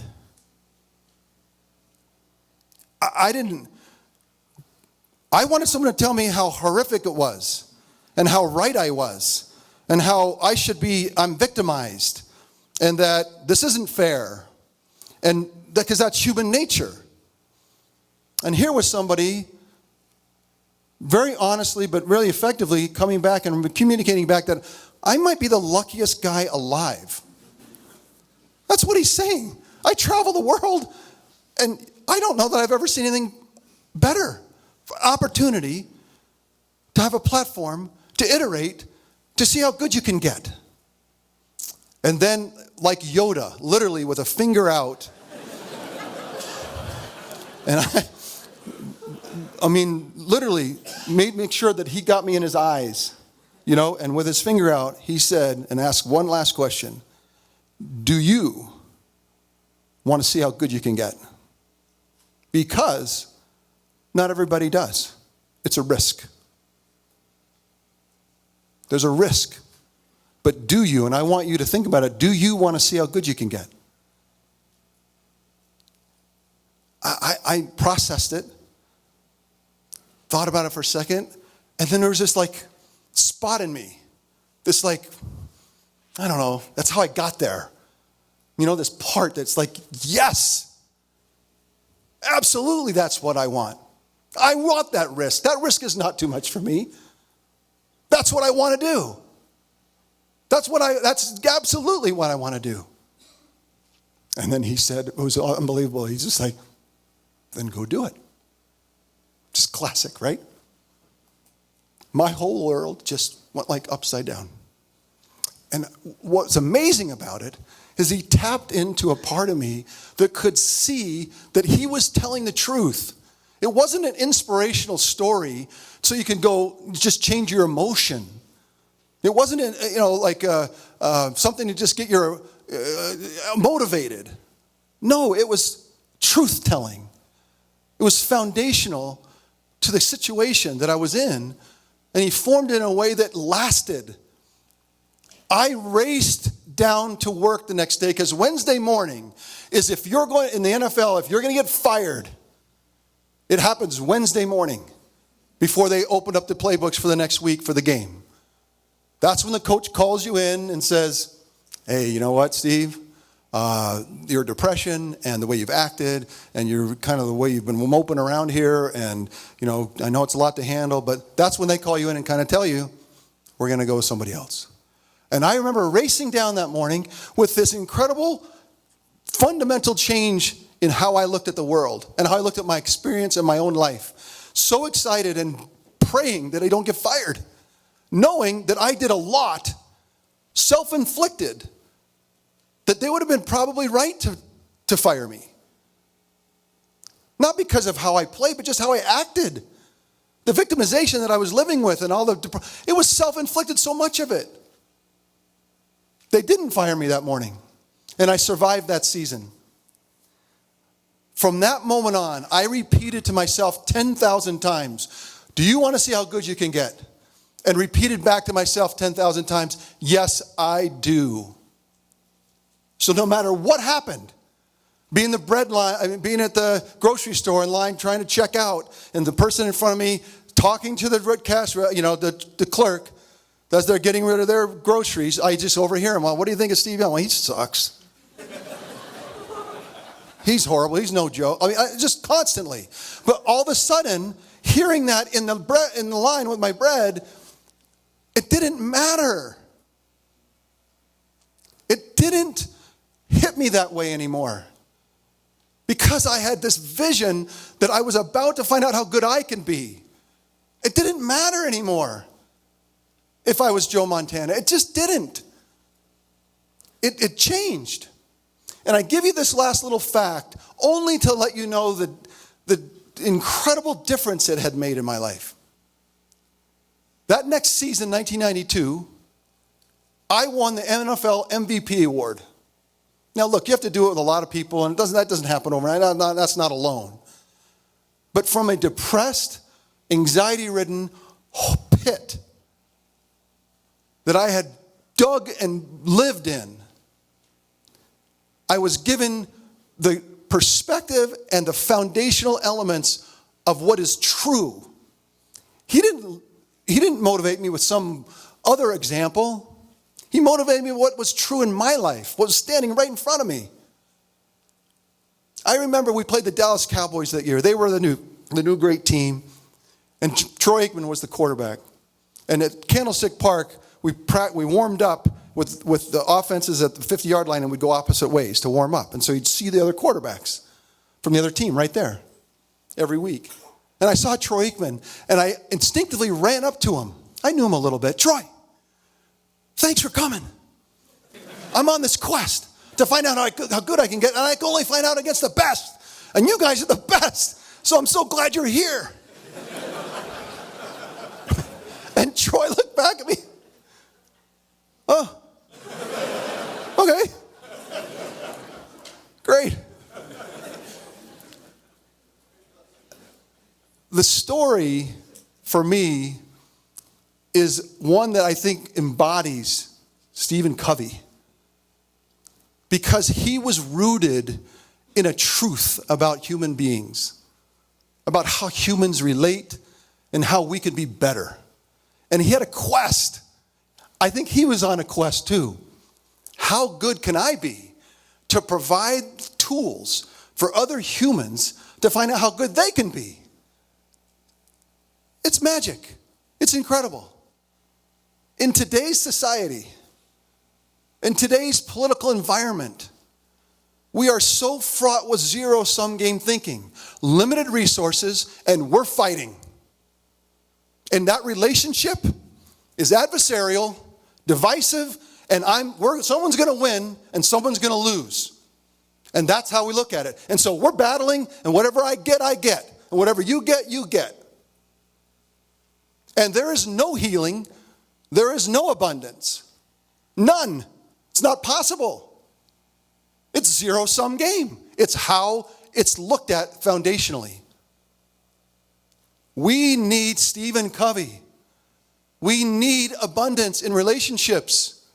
We need the ability, no matter how adversarial the relationship, that fact that it's a relationship needs to find the human values that allow for abundance, so that we can see each other, find the common ground, figure out how literally it's win-win. It's the only way, because if you win in a zero-sum game, you know what happens to the guy who loses? He spends the rest of his life coming back to revenge, because I got beat and now I'm going to come get you. So nothing ever actually gets won. It's always contested. And it continues to be contested into the future. There is no winning. The only way to win is in a spirit of abundance. Because both sides say, you know what? That works. It's hard. It's difficult, but it works. And then I don't have to spend the rest of my life trying to battle back and beat you back. And that's what Stephen spent his life doing. He spent an hour with me and literally changed the trajectory of my life. If I would have stayed in that hole, there was no other way to get out of that hole for me. No other way. I would have sat in there, and I might have beaten my way out of it and tried to claw it and try to figure it out because that was my nature. But I would have not had an abundance. I would have survived maybe, gotten to Christmas. But there's no way that we were going to feed a success story, one that could really find its momentum, its truth. How good can you get? How many times have I said that to other human beings since then? How much do I beg my own kids to seek this quest to find out how good you can get?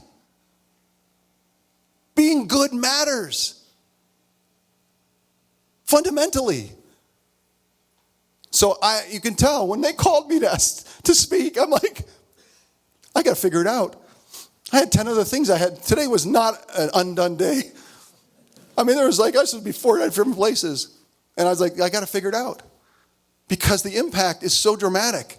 And if I could do anything today, is to give you a sense that every relationship that you have, whether it's intimate at home, with your kids, with your extended families, with your dear friends, or it's as extended as the person that you run into at the red light next to you in traffic. It's a relationship.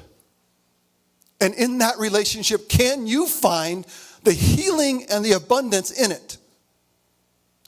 Can you spend the next weeks, days, hours, minutes, breaths, looking in the relationships that you have, the millions that happen every day, not millions, but thousands, and especially the most intimate ones that you own? Can I find abundance inside of that? Can I be the healing agent that allows for that other person on the other side of the relationship to see how good they can get? Can I free them up to go do that? That is the legacy of Stephen Covey.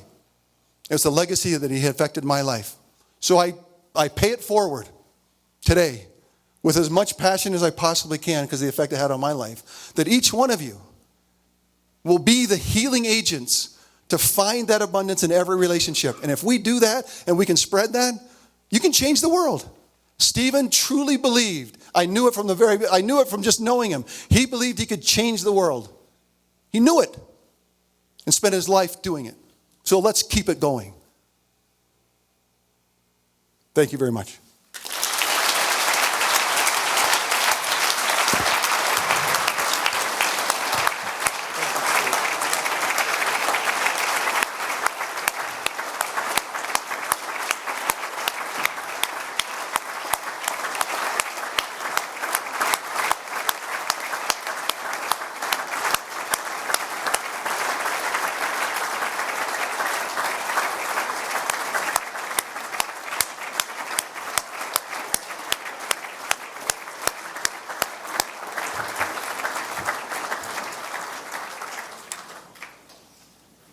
Thank you very much, Steve.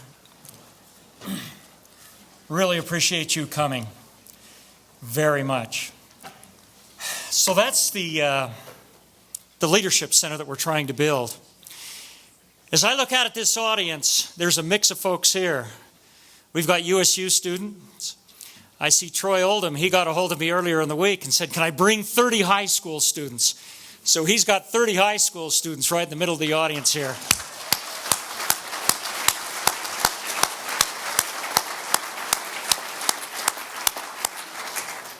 And I see professionals, people from industry, people who share the passion of what we're building. I think it's important now that we at least talk about engagement. As Steve said, we're building a platform here. We can't do it alone. You've seen the faculty. There's 3 professors, 4 including me, and a few others in the Huntsman School engaged in leadership to build and capture the vision and succeed with the mission that we have. We need you.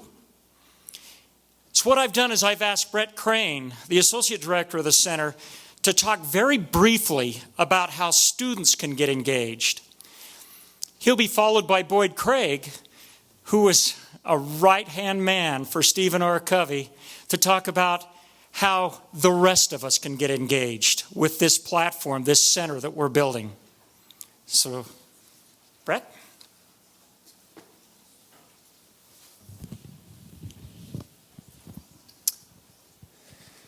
What an incredible day. Thank you for being here. If you are a student, you're probably wondering, how do I get involved? Before I answer that question, I want to just take a minute to pay a brief tribute to Stephen and his influence on me personally. So I married well, for those of you that know me, probably better than I deserve. And one thing that I didn't know when I met my wife was that they were next door neighbors. Her parents, Bob and Janet Danes, to Steve and Sandra Covey. So I had an opportunity to associate with them a little bit. And I was so impressed with how generous and kind he was every time we interacted. Stephen was so kind enough to help me win over my first boss in Atlanta, Georgia. He agreed to meet with him after one of his sessions. We quickly met in a side hall, and I was unprepared for the response that my manager would exhibit. He reached out and enveloped Stephen and just began to weep. What I didn't know at that time was my manager was battling some demons, and Stephen and his work were instrumental in that fight. Stephen also inspired me to teach leadership at the university level. I remember during my MBA program, I was so disenfranchised with my leadership class that I took the opportunity to provide some constructive feedback to my professor during my final essay. Why didn't you include more of Stephen's materials? Why didn't you teach us more principles about leadership? To which he replied, this is a funny place for you to criticize your professor. He also wrote my letter of recommendation that allowed me to study at the University of Virginia, where I've obtained a PhD in business administration with a focus on leadership. It goes without saying that I would not be here without Stephen, and it is an honor to be a part of his center. So let me talk to you a little bit about how you can get involved. Well, in anticipation for this day, we've been building, and there will be more to come, but let me give you just a flavor of what's available to you. It's based on a simple model that we begin with knowledge of principles of leadership.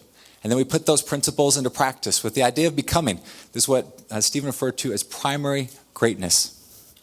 We teach principles of leadership through our leadership class. You can obtain a leadership minor.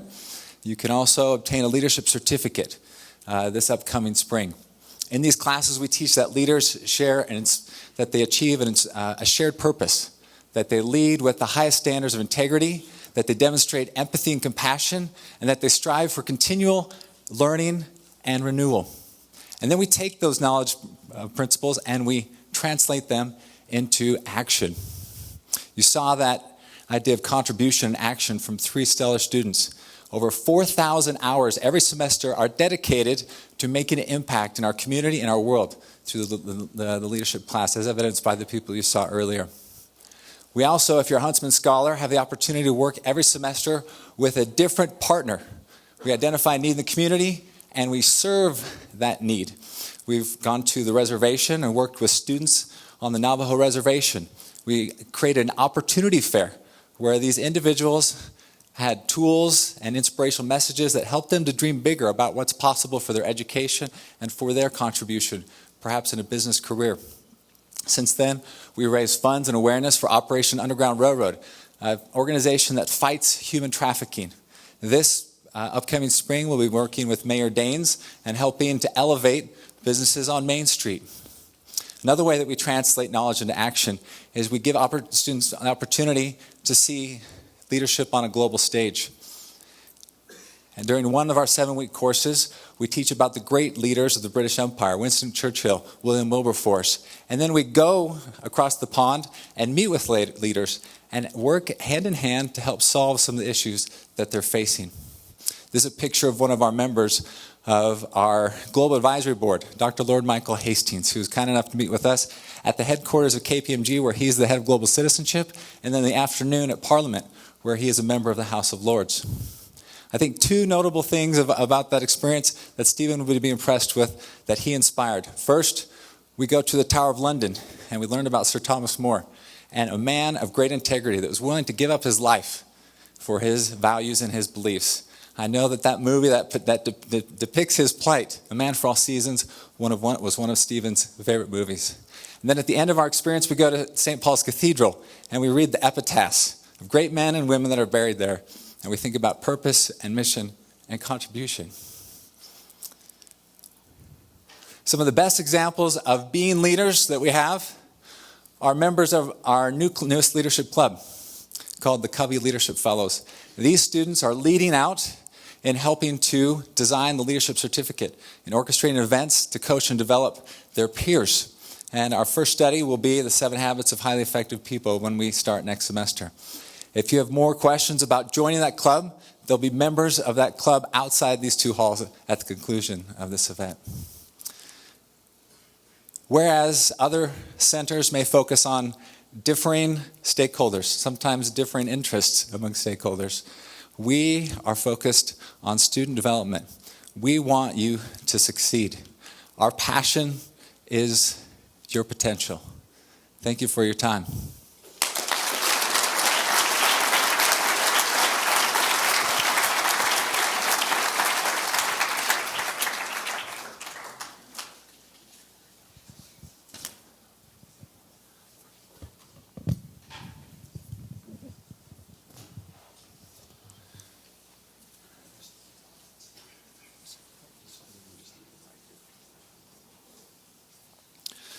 Good afternoon, everyone.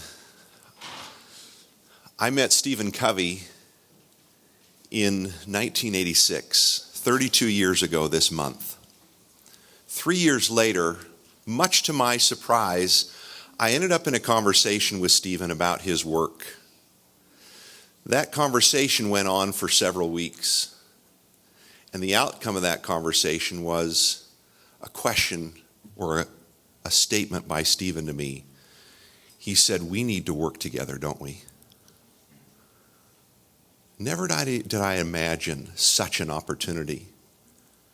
But in August of 1989, I went to work with Stephen and became his partner in the mission of his life. And it wasn't many hours and days into that experience that I started to really get a sense for who this man was.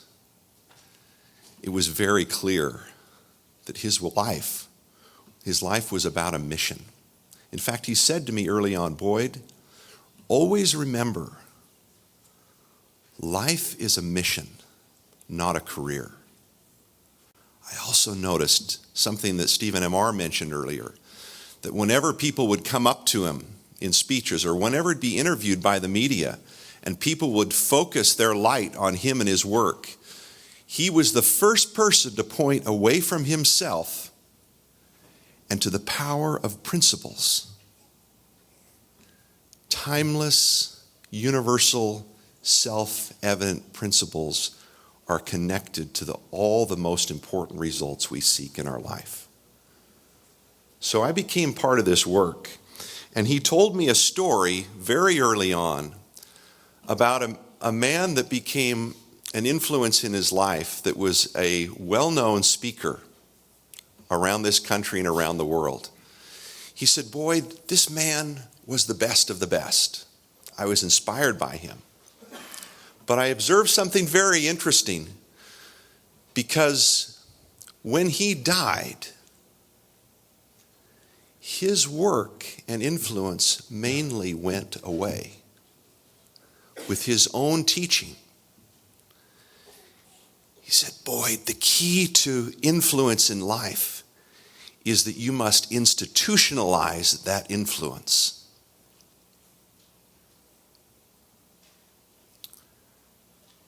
And I learned from him that the power of his life was that he was a model of what he taught.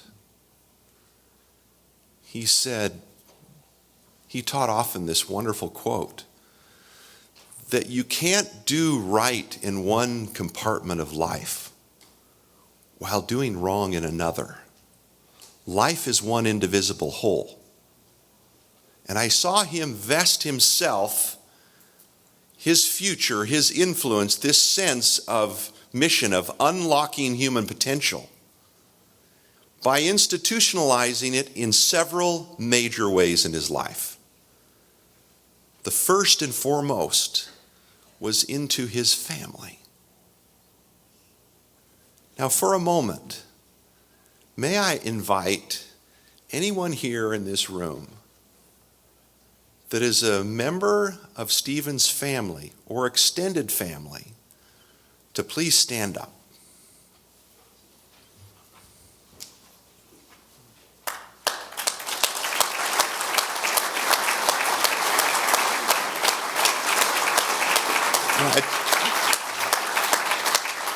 Now I tell you, there is nothing that Stephen gave himself to more in his life than his family. It was his first sense of stewardship and sense of opportunity of his life. He would organize his professional life and every dimension of his life around his family, around his daughter's performances, around his son's ball games. He would accept speaking engagements or not, based on the schedule of things that he had organized for his family out 1 and 2 and 3 years. He put first things first. And that was the center and power of his life. In fact, above all, I could see the core of that power in his relationship with Sandra. She was inseparable from all the influence of his life. She was his grounding force, and also sense of intellectual, emotional, and spiritual insight and power. There were many times when we were out on the road and Sandra would be there, and she would catch him during the break and say, "Stephen, you're way too complicated, way too complex. You're losing people. Tell people stories." Sure enough, he'd start telling stories. He'd pull everyone back around. No one knew about this side conversation. But she was his co-equal partner in every dimension of his work, his family. And this is an illustration of this principle that there's no compartments of life. The second area that he institutionalized his work was in his business, first Covey Leadership Center and then Franklin Covey. And he consciously made a decision that in his writings, in his work, in the training that was developed, he vested his professional mission in his life into a business so that it might not only be leveraged to thousands of people who are doing this work around the world, but that would be something that would last beyond his life. This is a manifestation of that. The third area is the emerging of this center in this school. He met some professors at Utah State out at a conference of the Shingo Institute over 10 years ago. He came back from that experience and said to me, "Boyd, there's something different about these people. There's something different about these professors. You've got to go give them a call, and we need to talk about this." Well, that conversation started off with 1 and 2 people. Bob Miller initially, then extended to the dean, then extended to many others, and now almost 10 years later, this is the result of it. And what I want to come back to is that what struck him is that these professors, this dean, they could see it. They saw the power of principles. They saw what could happen if you could ingrain these principles in a student's life, in the lives of faculty, into a community of something that would seed and influence the world through an institution dedicated to learning, research, world-class teaching, and seeding the best institutions in this world with students who would become known and would distinguish themselves as the finest principle-centered leaders in the world. These three areas, his family, his business, and now this institution are the embodiment of what Stephen gave his life to, in addition to his faith. So the question for us is, how will we leave our legacy, each one of us individually? How will we institutionalize our influence beyond our lives? Well, first and foremost, Stephen would say, do it inside of the four walls of your home and the posterity that comes after that. Give everything. Put it first. Secondly, I would invite you to consider whether or not this center, the Stephen R. Covey Leadership Center here at the Huntsman School of Business in Utah State, is not a cause, an institution worthy of you institutionalizing your influence that will go far beyond your own life. How can you do that? Well, for you who are professionals, you are part of the stakeholders of this university, this school, and this center. I would suggest that there is a way that you can become involved as founders of the Stephen R. Covey Leadership Center. What does that look like? Well, within a few days, you will get an email. And in this email, you will learn how you can become yourself a founder. And in one great measure of your life, institutionalize your influence to generations of the finest principle-centered leadership that this world needs. It would involve an ongoing financial contribution to this center that will fund and fuel the influence of this mission. It will involve many other opportunities for you to come and teach and share and speak in classes, for you to become mentors to these students, for you to become judges of contests, of leadership contests, for you to get involved in these international leadership experiences. Come along, open doors to these students. There will be so many ways, and I invite you to seriously consider doing that and to do as Stephen taught. To make your life, along with many other things you're doing, more about a mission than a career alone.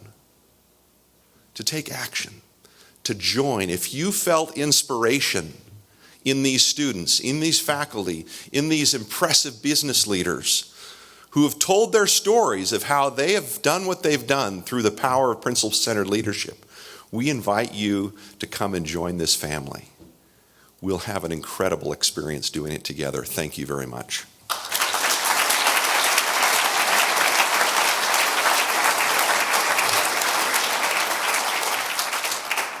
Thank you for everybody that's participated, but there's one final word. And it's appropriate that the final word comes from Stephen R. Covey himself. What epitaph would you like to have on your tombstone? I mean, begin your whole life from now with the end in mind. Can I borrow your glasses for a second? You'll love these. These will really change your paradigm. These are more powerful?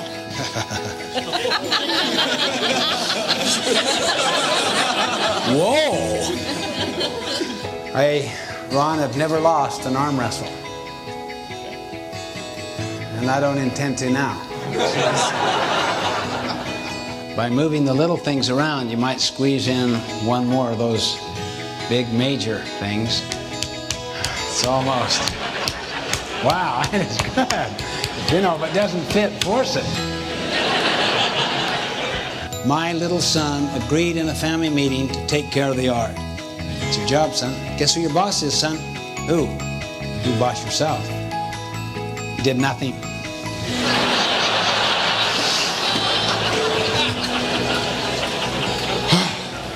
Bite your tongue.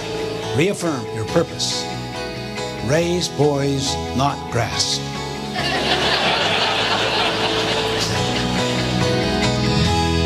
Several years ago, I remember thinking deeply about my own mission statement. I was sitting alone on a beach I took out my mission statement and I really thought about it very, very deeply. It took several hours, but at the end, you can't imagine how I felt such a sense of clarity, such a sense of renewed commitment, and such a sense of exhilaration and freedom. Once again, I knew what my life was all about. You could be very dedicated for many causes out there, worthy causes, projects, business activities, 10, 12, 14 hours a day, 6, 7 days a week, and not have a meaningful relationship with your own teenage son. I saw my son Stephen training his son Stephen to prepare for a particular soccer game, and he was talking about the goals to be accomplished. I was so impressed by that.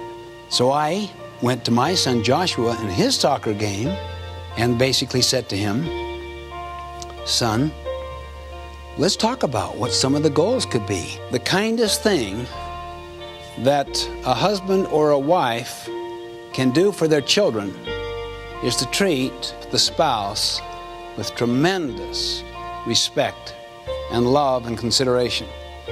So the moment someone disagrees with you, what do you say to them? Good. You see it differently.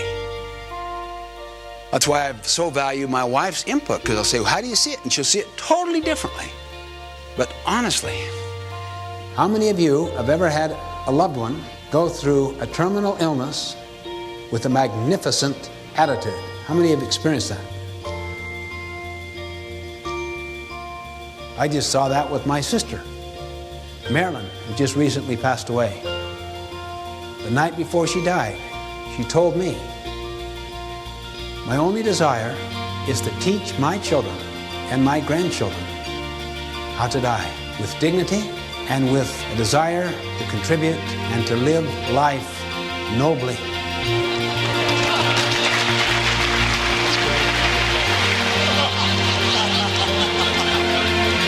It's faster if we both knew. Yes, I see. Just think of your own life like you would a match. You know, the kind of potential. It's all bundled up in there. It's latent. I mean, this match could burn down the building that you're in if it's put in the right spot. Or if it were totally dark, it could give light to hundreds of people. That's the power, the potential in a single match.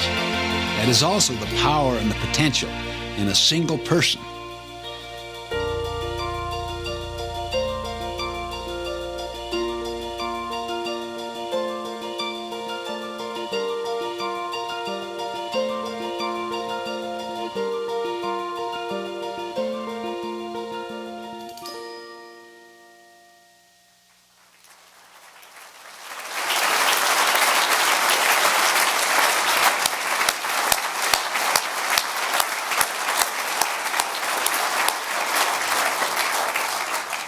As we close this program, one question: how good can we be? I think we can be world class together. Thank you for coming. Really appreciated everybody's attendance and your participation. Those that have been invited to lunch, we'll meet immediately after this meeting on the 4th floor in the Perry Pavilion in Huntsman Hall. Thank you all for coming.